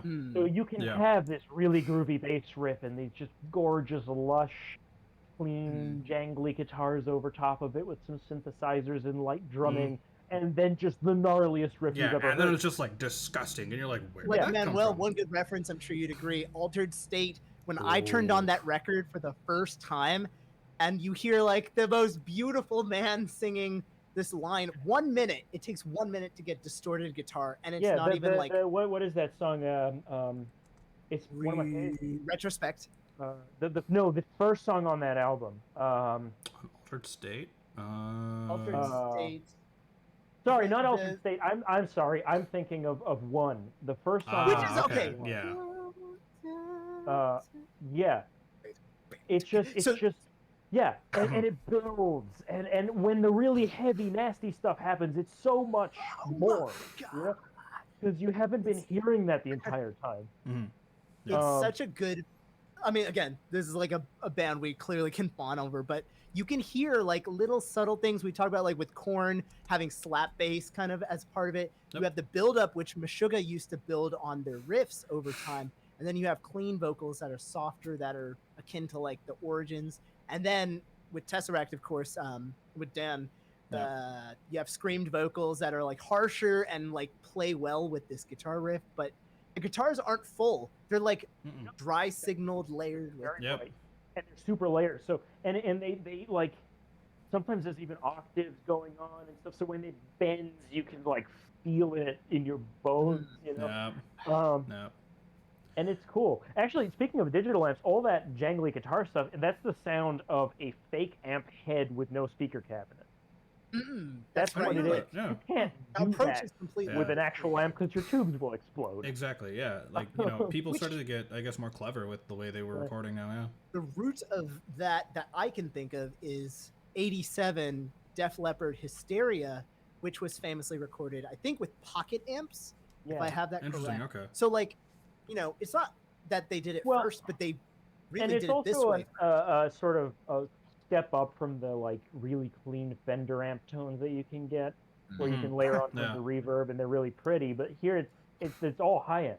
It's beautiful, especially when you have all that reverb with the octaves and more reverb on the octaves and yeah.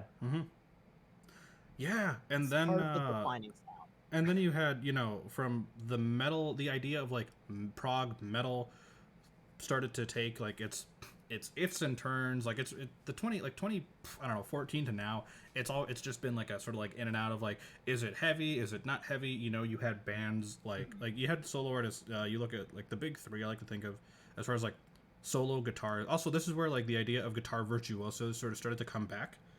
You had you had Tosin, you had Aaron Marshall, Pliny, David Two famous Maximichich. people. Yeah. You had these guys that were sort of like C2I, which was on C2, he was on Reddit you like, posting his EPs, and now he's touring. Jake Bowen and Misha. I mean, the entire time, like the guy who carried, as we mentioned, who carried that guitar, like the Guitar Gods thing through was Loomis. With Nevermore. Yeah, Jeff Loomis Yeah, and Nevermore Jeff really Loomis. like, broke that Nevermore open. kind of stopped right as these guys started coming through. No. And these guys just sort of just kept going. And each of these guitarists brought something different, maybe revisiting something, but maybe it was like new. Plenty started bringing in blues influences again, and really emphasizing the clean tone stuff, especially because he was using Strandbergs, and you're like, what the hell is that thing? Well, I mean, at the time it was Ibanez's, so from what I've seen, like it's a Steve Vai influence again, but recontextualizing all of these influences. Yep. So A beautifully. lot less gain even in his like big tones. It's like no. If you look at his neural archetype, you can tell it's not as gainy as you might think. Like every time when I record and I run the archetype Pliny, so one thing I notice is like it's not super gainy. And plus, he has Simon Grove fucking handling all his production, and that dude is a genius. Oh, like Jesus, amazing bass player, amazing bass player, great engineer and producer. You had Tosin, who brought out an 8-string, and everyone's like, okay, an 8-string. And then you started hearing this Yeah, and thumpy sound, and you're like, What's yeah, that and sound? then and you're like, I you're starting to hear this I heard Woven Web. and you're like, what's that thing? And it's Well, like, well, what is he thumping's a even thing doing? now. Yeah. Yeah. No. And like, that stuff's been in bass playing for Yeah, years and years. like bass players, like the funk era bass players, they were doing all that slapping stuff, everything. Yeah, But thumb Tosin is like normal. Yeah, that's for a bass player. That's normal. But then A Tosin bass took, what Flea had been doing, what Victor Wooten was doing, with this like double thumping idea, where he's creating all these rhythmic ideas and still being able to play all his high strings with a crazy hybrid picking idea, right? And just He's doing stuff like playing bass lines with his left hand and melodies with his Jazz right metal. hand. Yeah, jazz metal basically. Which is like, again, we talked about Megadeth and Chris Poland and all those influences, Mm-hmm. but now it's like that is a jazz musician from Atlanta Institute. Yeah, Going at it. going at it. Yeah, Right. and you have. I mean, Megadeth got labeled as jazz metal back in the '80s, but Yeah, you but know, it was never still- really it was the still idea. thrash. Yeah, like the idea, jazz metal is one of those like fun things where it's like I love it. That was my whole like thing I stood for at Berkeley was like jazzy metal, but my idea of it was like, what the kind of stuff Tosin did on what album was it? Madness of Many, where it was basically The newest one.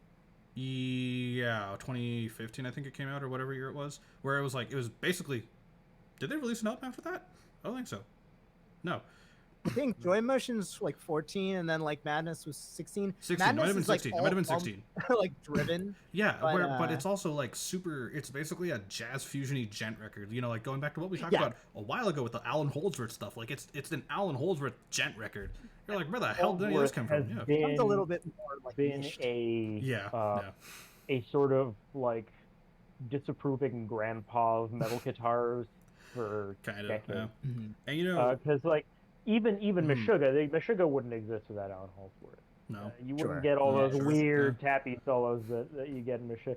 But in every modern guitar virtuoso from Pliny down to Paul Wardingham, they're all like ripping out Alan Holdsworth left Or and right. or you took something from like John McLaughlin, maybe. Yeah. Yeah. The chordal Yeah, or Al ideas. Viola, or Yeah. Al Yeah. Also, Viola was grandpa of shred basically. Yep. You Absolutely. have like 2010s, all of these people coming out now, and like when you think about like one thing, I found almost all of the musicians we've talked about from YouTube, from Vizio, from branding, Mhm. from them like posting work in progresses. So I think like one of the defining characteristics, not of like the sound, but of like the medium, is definitely going to be the advent. And like even now in 2021, as we're talking about this, like this is like the survival almost of metal artists, is that we're seeing playthroughs, we're seeing like bedroom recordings, producers, streamers, freaking Yeah. Matt Heafy of Matt Heafy is like the biggest streamer out there of Trivium. yeah, one of the of Trivium, thank you. Trivium, Which yeah. is a band I don't know too much about Trivium. I do know Matt Heafy. I love that his band. sister's a Great jammer band. also. They're so much fun live. His voice is fantastic. incredible. Oh yeah, fantastic but- player and singer. Jesus. And I mean like Herman Lee's streaming, Misha is Mhm. streaming, but like it's so like technology and like it's around the music now. And it's Place now where anyone can make a record in their basement Mhm. and find an audience for it, which is a blessing and a curse because now you have like 1,000 chancers who are all fighting for space, but at the Yeah. same time, none of those guys would have ever gotten a record deal. Maybe one of them. maybe. That's exactly the conflict, but the blessing is really powerful for me. Again, it's like now I see, anybody around the world especially can be a part of my favorite music too. Like I obviously didn't see a lot of people in the 80s who looked like me Yeah. or sounded like me. Yeah, exactly. but so how the hell do And I get people the to other listen to my thing- mixtape? Like The other thing, and I'm going to go back to that concept album that I love very much. It's called Odyssey to the West. It has a 30-minute prelude called Odyssey to the Gallows. I would recommend listening to the entire 2 hours of it in one go. It is glorious. And I don't think it's the best album ever made. I just think it takes advantage of the concept album style the best of any album I've ever heard.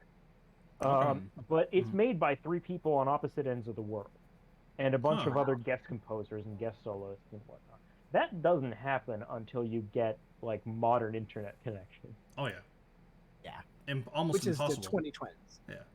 2010s is the first time, if I have my technology history right, it's when you have your Skypes, your let me not even go into Discord. You have Skype, you have Skype. emails, some video calls, forums, again, like where people are collaborating. And my own like entryway to metal is 2010, 11. I find this guy with spiky hair making video game metal, and I'm like, whoa, how is he recording music and not at a studio, let alone like in his bedroom and like filming it on like this? Should I ask if I know this person? Yeah, it's Jules. Of course, Family it's fucking Jules. Jules. Of course, it's fucking Jules. Yeah, and I found him on a mirror site. Someone had ripped his audio. I think he knows that too.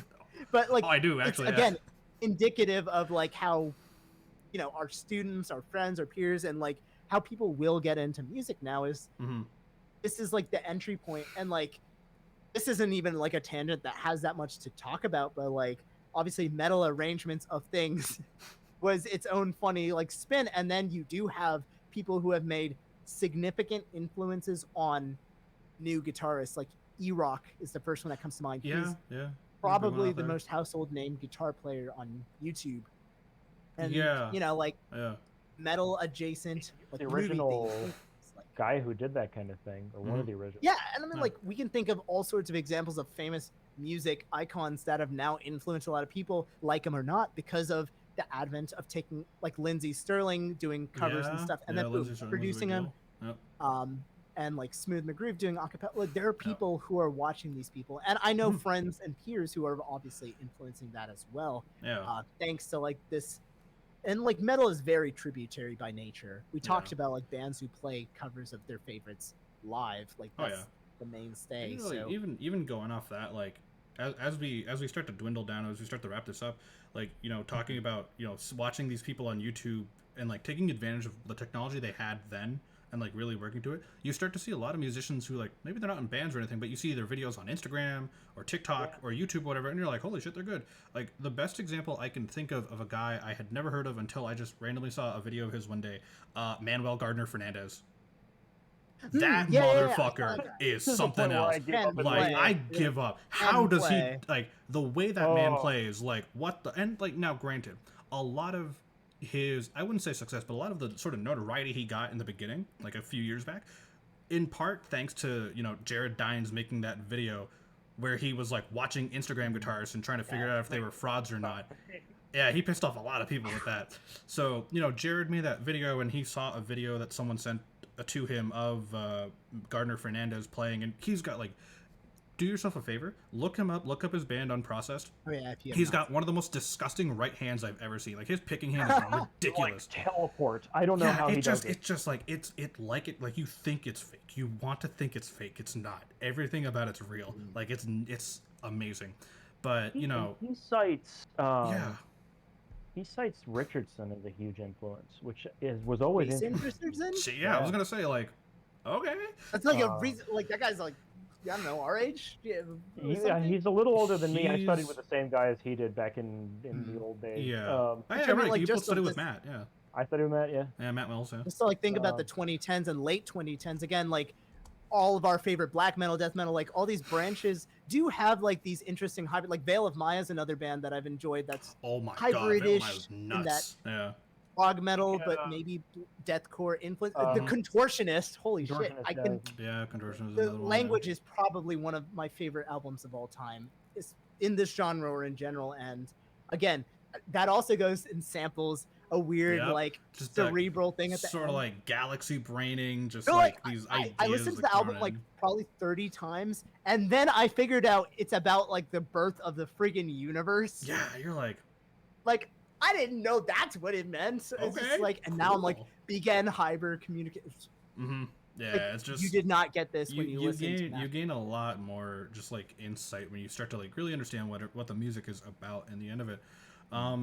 Yeah, and then you had bands, I guess now that we're from the technology era and like from the Djent era, as we're like starting to dwindle, as we're like now dwindling down, you have bands that are like, not even bands, just like artists that are taking everything that they've been exposed to and throwing it into different, like the first person I come to mind when I think of someone that's not a guitar player, not a drummer, not any of those, but does all this like crazy metal-y kind of stuff with his writing is Tigran Hamasyan, the pianist. Ooh, okay, just yes. His like, Stupid what the good. fuck, man? What the fuck? Like It's like offensively good music, and it's like obviously piano driven, but. And he's talked about it in clinics when people ask him like, oh yeah, you do a lot of like crazy metal stuff in your writing, like what's your biggest influence, like is it like, this composer, and he's just straight up told that person, he was like, no, I just listen to a lot of Meshuggah. He's like that perfect answer he just straight up, I remember he did a clinic at Berkeley years ago, this would have been 16 or 17. Oh my God. And someone had asked him, like, honestly, they were like, oh, like, you're a big inspiration to me. And, like, I was wondering what composers do you listen to? Like, they were expecting him to say, like Stravinsky or, like, something like that, like one of the neoclassical guys. And he was like, no, I just listen to an unhealthy amount of Meshuggah. Oh. And you can tell, like, there's parts of his music where it's just, like, there's a drum that's just playing Meshuggah. It's just it's like one of those 4/4 on top of a 23/16 on top. It's which is nuts because like there's metal. There's some stuff of Tigran like I've analyzed and I've played where it's like this is realistically in 4. There's no way of you thinking it's in 4 unless you like dedicate yourself to it for like 15 years and like start to understand it. But you have bands like that. You have bands like Manuel showed me this band a while ago, Exploring Birdsong. From the UK, I believe they're from, right? They're from England or something like that. They're a trio. It's a drummer, a bassist, keyboardist, singer, and a bassist who also plays the piano. Yeah, so it's and three they're people. Doing like odd meter rock, like really almost ELP, but it's also like it's a lot like Balkan music. Yeah, but it's all with pianos and basses and drums, no guitars at all. It's great. No, and the way it's produced is like it's very much. It's got that like thick sound to it, but not thick like oh my god this is too much. It's very almost like spacious in a way. Like it's very like you can surround yourself with it rather than it trying to like punch production. You. Yeah, very like Pliny kind of production. Stuff you can like hear everything. It's nice and satisfying, but it's not trying to rip your face off. And then I guess finishing off is like one of my favorite bands of the last decade, and a band that I torture Manuel with every now and then. Thank You, Scientist. Ooh, okay, yeah. Those guys are stupid. That's a fun band. I saw them live. I am very good friends with them. They are fun people. They opened for Peripy, so. Oh, that's right. Yeah, they were fantastic. Yeah, no, they're phenomenal. I saw them. It knocked us all away because like no one was like, "Well, there's got a violinist player and stuff." It's like, I looked him up like once or something, I think, and then they're just like. So I had my sister took me to go see Coheed and Cambria in 2014. And they were opening for Coheed on that tour. So, we're at the venue, we're watching, and, we see the drums and everything. And I'm like, what kind of stupid-ass name is Thank You, Scientist? They get on, I see the violin, and I'm like, okay. I see the horns, and I'm like, I might like this. Stop. They start their set, I hear them, like, quoting The Chicken and, like, a bunch of other jazz standards, and I'm like, holy shit. And that band ended up becoming like the biggest influence to me as a player now because of not only just the rocky, very like rock and roll kind of aspect to them, but they're throwing in horns, they're changing the way everything works. I remember the guitar player Tom Monda, I chatted with him for a little bit on this one day, just asking him like how they think of their chord structures, and he's like, oh, it's simple. If I'm playing a solo, the horns underneath me are playing lines so that the chord, like everything still chordally makes sense and that fills in the sound. And I'm like, how do you fucking what? How did you think of that? And he's like, and then when I'm doing just the tappy stuff, our violinist will be like harmonizing over him, or they'll be like fucking soloing the same line, and I'll just be like, what? Like you've taken you have bands now like that are taking all these influences from like everywhere. You're taking it from the metal, you're taking it from rock, you're taking it from the funk, you're taking it from Motown, and you're just throwing everything in there, and you're just man. Speaking of this, we're not wrapping this up without me talking about Haken. God damn it. Oh, we're just not. All right, fine. We'll finish with Haken. How about this? We'll finish with Haken. Yeah, we'll finish with Haken. So I heard my buddy Joe, who Yusuf knows. Ah, yes, Joe. Is like, I hey, love him. Listen to this weird song called Cockroach King. Ooh. I knew you were gonna say Cockroach King. Yep. And I'm like, oh, this is weird. And this was around the same time as Affinity was coming out. So, like, suddenly everyone's talking about this Haken band. And I'm like, what? Oh, this is the band that made that weird song. Holy crap.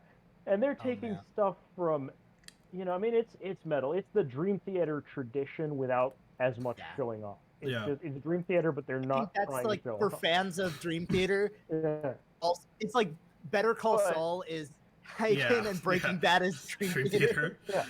Not to But mention, they'll do things where they'll play Man. like waltzes in 11 with diminished yeah, scale. it's just completely, And- you know, and for It's them, very it's like, tributary, okay. but unique. It is. I think. Plus with instrumentation too, you know, like, Mhm. and note, like, man, Charlie Griffith and Richard Henshaw, they're two guitar players. Jesus, they're good. They're both 8-string players, but they're not doing your typical 8-string stuff where it's like just constantly chugging.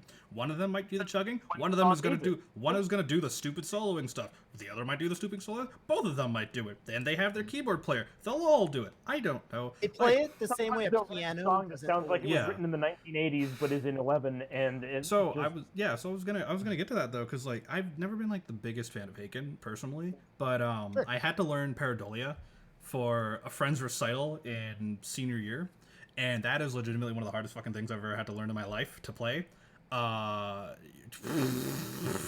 How they do any of that? It's just this, and the song was written in like the mid 2000s, something like that, or like the 2010s, and the fact that it sounds like something from like Pink Floyd, like it's very Pink Floydy. every member of that band is a master. Like not even the singer Mhm. sounds exactly like he does on the record, Yeah, and he's not it's- doing anything crazy. He's never doing anything like, you know, They're never that you doing point more to than and they be can like- chew.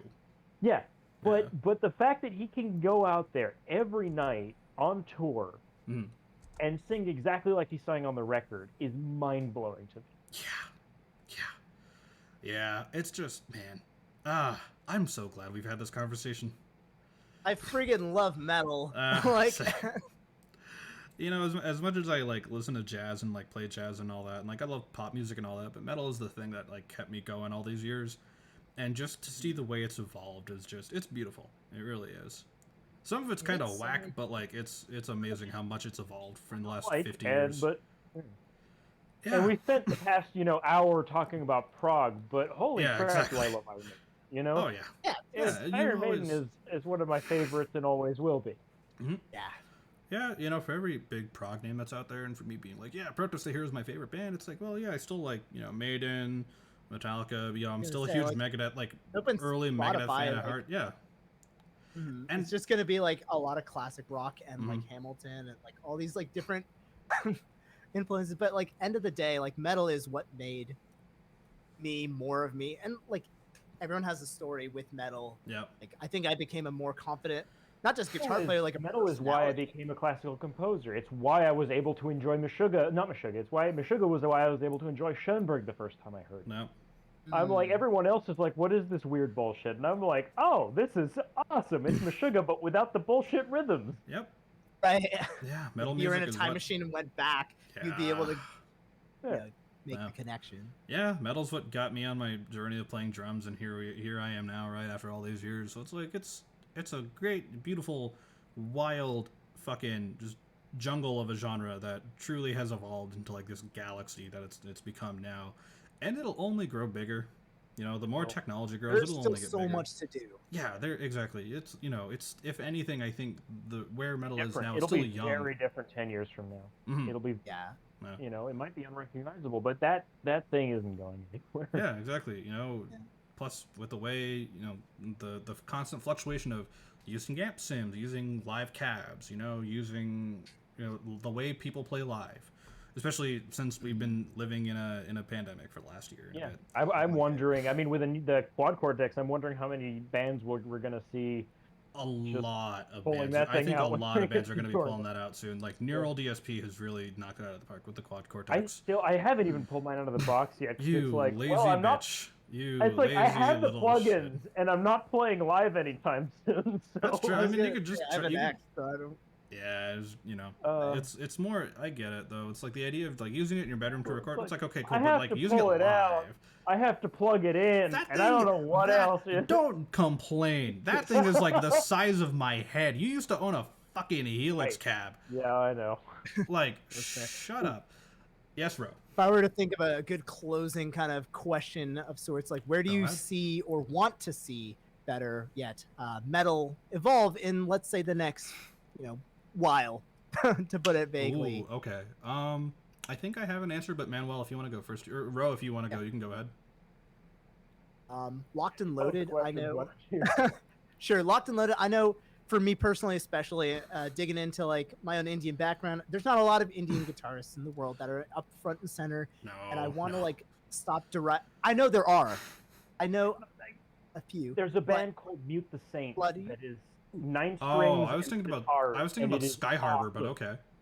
But yeah, Yeah, I was thinking sorry. about the Heart Machine and Bloodywood. But what I mean is like obviously we're thinking of 4, but we just listed like 4,000 bands that are primarily from the Western area Yeah, they're and from like the derived Americas, from yeah. Western, right? And written with like Western mentalities. Mhm. So I would love to see a little bit more of that, which would be something for me. And obviously, I think a lot more non-male presence in Oh, the yeah. metal world because this music like connects to a lot of people. So it'd be I really think cool to see the gender everybody. thing. The gender thing we're getting somewhere with. I thought you were gonna say more VGM metal, but Oh no, freaking games are stupid.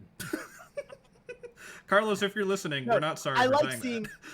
I'm not, but I do like the idea of metal music in video games more. I Mhm. think Doom was probably one of the first times that it was very actively in there And it's actively only gonna enjoyed get as well, Hades. like- Yeah, Hades. actually Hades enjoy is it. really good from what I've heard. I haven't listened to the soundtrack, but I know Hades' soundtrack is like killer.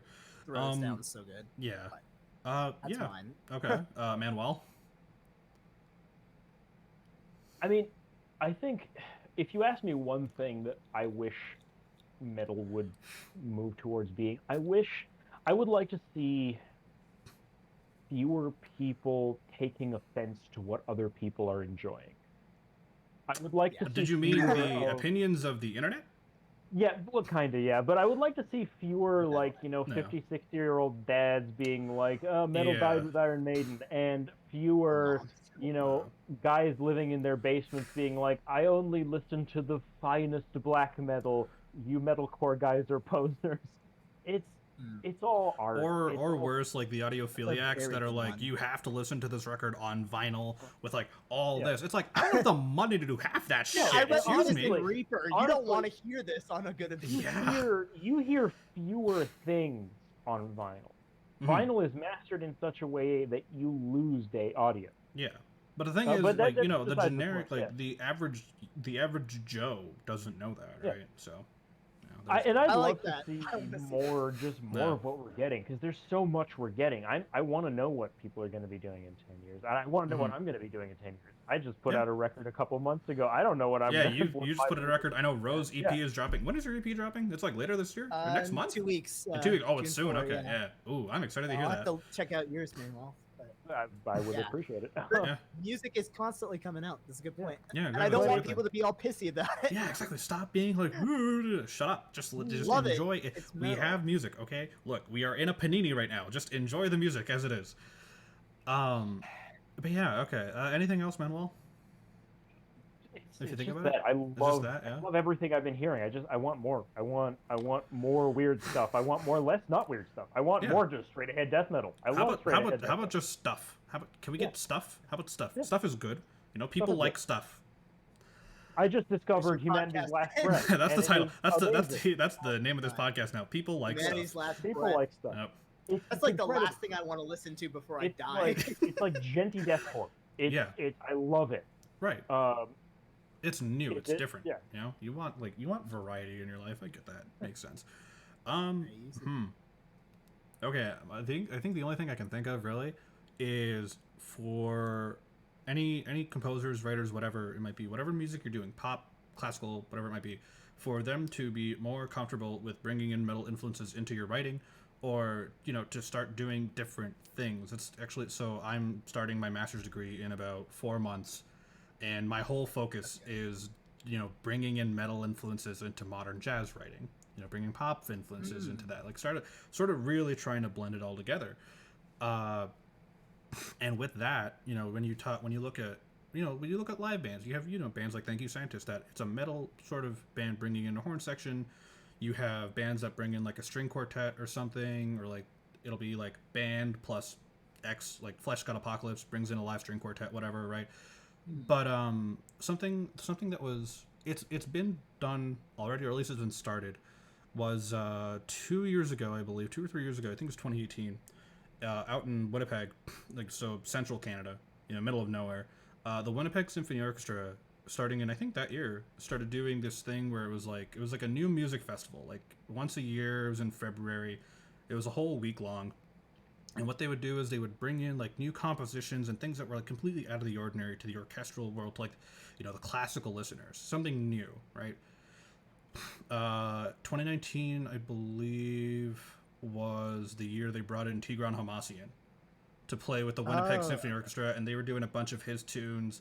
You know, they had arranged an entire orchestral section to go along with it, like that kind of stuff. And it was just Tigran, not his trio. But the year before that, when they kicked off the festival, they did, if I remember correctly, the suite was called the Joy of Motion Suite, and it was for Winnipeg Symphony featuring animals as leaders. So, and it was all of them. It wasn't just Tosin. So it was Tosin, Javier, and Matt. You know, they were on one part of the stage. The orchestra's like on another part of the stage. Matt's got a shield. They've got all their effects set up. Everything's like a usual, typical animal show. But it's basically a suite that someone had created that it's all animals tunes with orchestral backing. So it was like CAFO was in there, Wave of Babies, I believe, Physical Education, you like the big tunes, like the well-known ones, right? I really wish we can see more of that. I know some orchestra conductors out there, like the New York Philharmonic has talked about it for a few years now, where, you know, they want to bring in like Bruno Mars to play with the New York Phil. Okay, how about we get that, but with like metal bands, you know, like I would love to see some orchestra play with like, I don't, like Metallica's S&M record. Yeah. Like that by itself is like, yeah, just, you know, that record is a orchestral metal record. It's not symphonic metal, it's orchestral metal plus orchestra. That's what S&M stood for. It's Symphony plus Metallica. Right. And that shit was like, oh, this is so cool. Now granted, they've done, you know, a couple shows for that record, but I feel like, you know, one day in the next 10 years, hopefully composers will start to come around, just get away from the old thinking and start to be more comfortable with like writing for like a metal band or something. Like, hey, this orchestra just wrote an entire fucking suite based on like, I don't know, a Trivium record. Let's get Trivium to play it with us or something, you know, stuff like that. That's, a little more integrated writing, I guess. Yeah, integrated writing and more just like, I guess just like letting it evolve rather than sort of just letting it sit in its kind of weird place that it's in right now. So it does try to evolve. I think a lot of the problem with that is that the people who fund these things don't that's really a whole other It could conversation. be the money of it all. Yeah, that's a whole other conversation I have planned for this this little podcast thing. That's safe for another time though. Yes. Yeah. Again, the classical world is very, I don't know, it can be a little alienating for someone like me to want to be involved with other musicians, but not necessarily have the same conventions. Yeah, and like, you know, like for me, as someone that was a classical musician growing up and left all that to start doing metal and jazz, like it does get very alienating. But you know, I think things will start to change now. I think everyone's starting to get like a different idea, especially now that all this music is just out there available for you because of streaming services and shit. So yeah. Whew. All right, this has been fun. Yeah, this has been very fun. I'm very glad I got you guys to join me on this inaugural part of the journey. You know. Yeah, and at some point, Manuel, I'm gonna do some kind of episode dedicated to just how guitars have been made and why Jeff Kiesel is a lunatic. So, if he hears this, don't sue me, Jeff. I don't own any Kiesel, so. Oh God, we know some people that do own too many. I have to plug a bossy guitar. No. Oh, I've got my Legion behind me actually. So, where's yours? It's somewhere. It's gonna something I would live. Just Nice gonna and grab ergonomic. this. Oh yeah, and he's got his fucking Aristides. Ooh, No. pretty. Which is part of the evolution of metal. We're holding like very unconventional. This wouldn't have happened in 2000s kind of guitars. This isn't right? even like, made out of wood. No, right, it's yours not. isn't even made out of freaking wood. Yep. Mine has a hump. Yeah, and, like, a look at this battery. thing. Yeah, it's got a battery. It has a Wait, hump. do we have the same? Oh, you have an 8. No, I have a 7. That's same also guitar. 7. Yeah, it is the same guitar.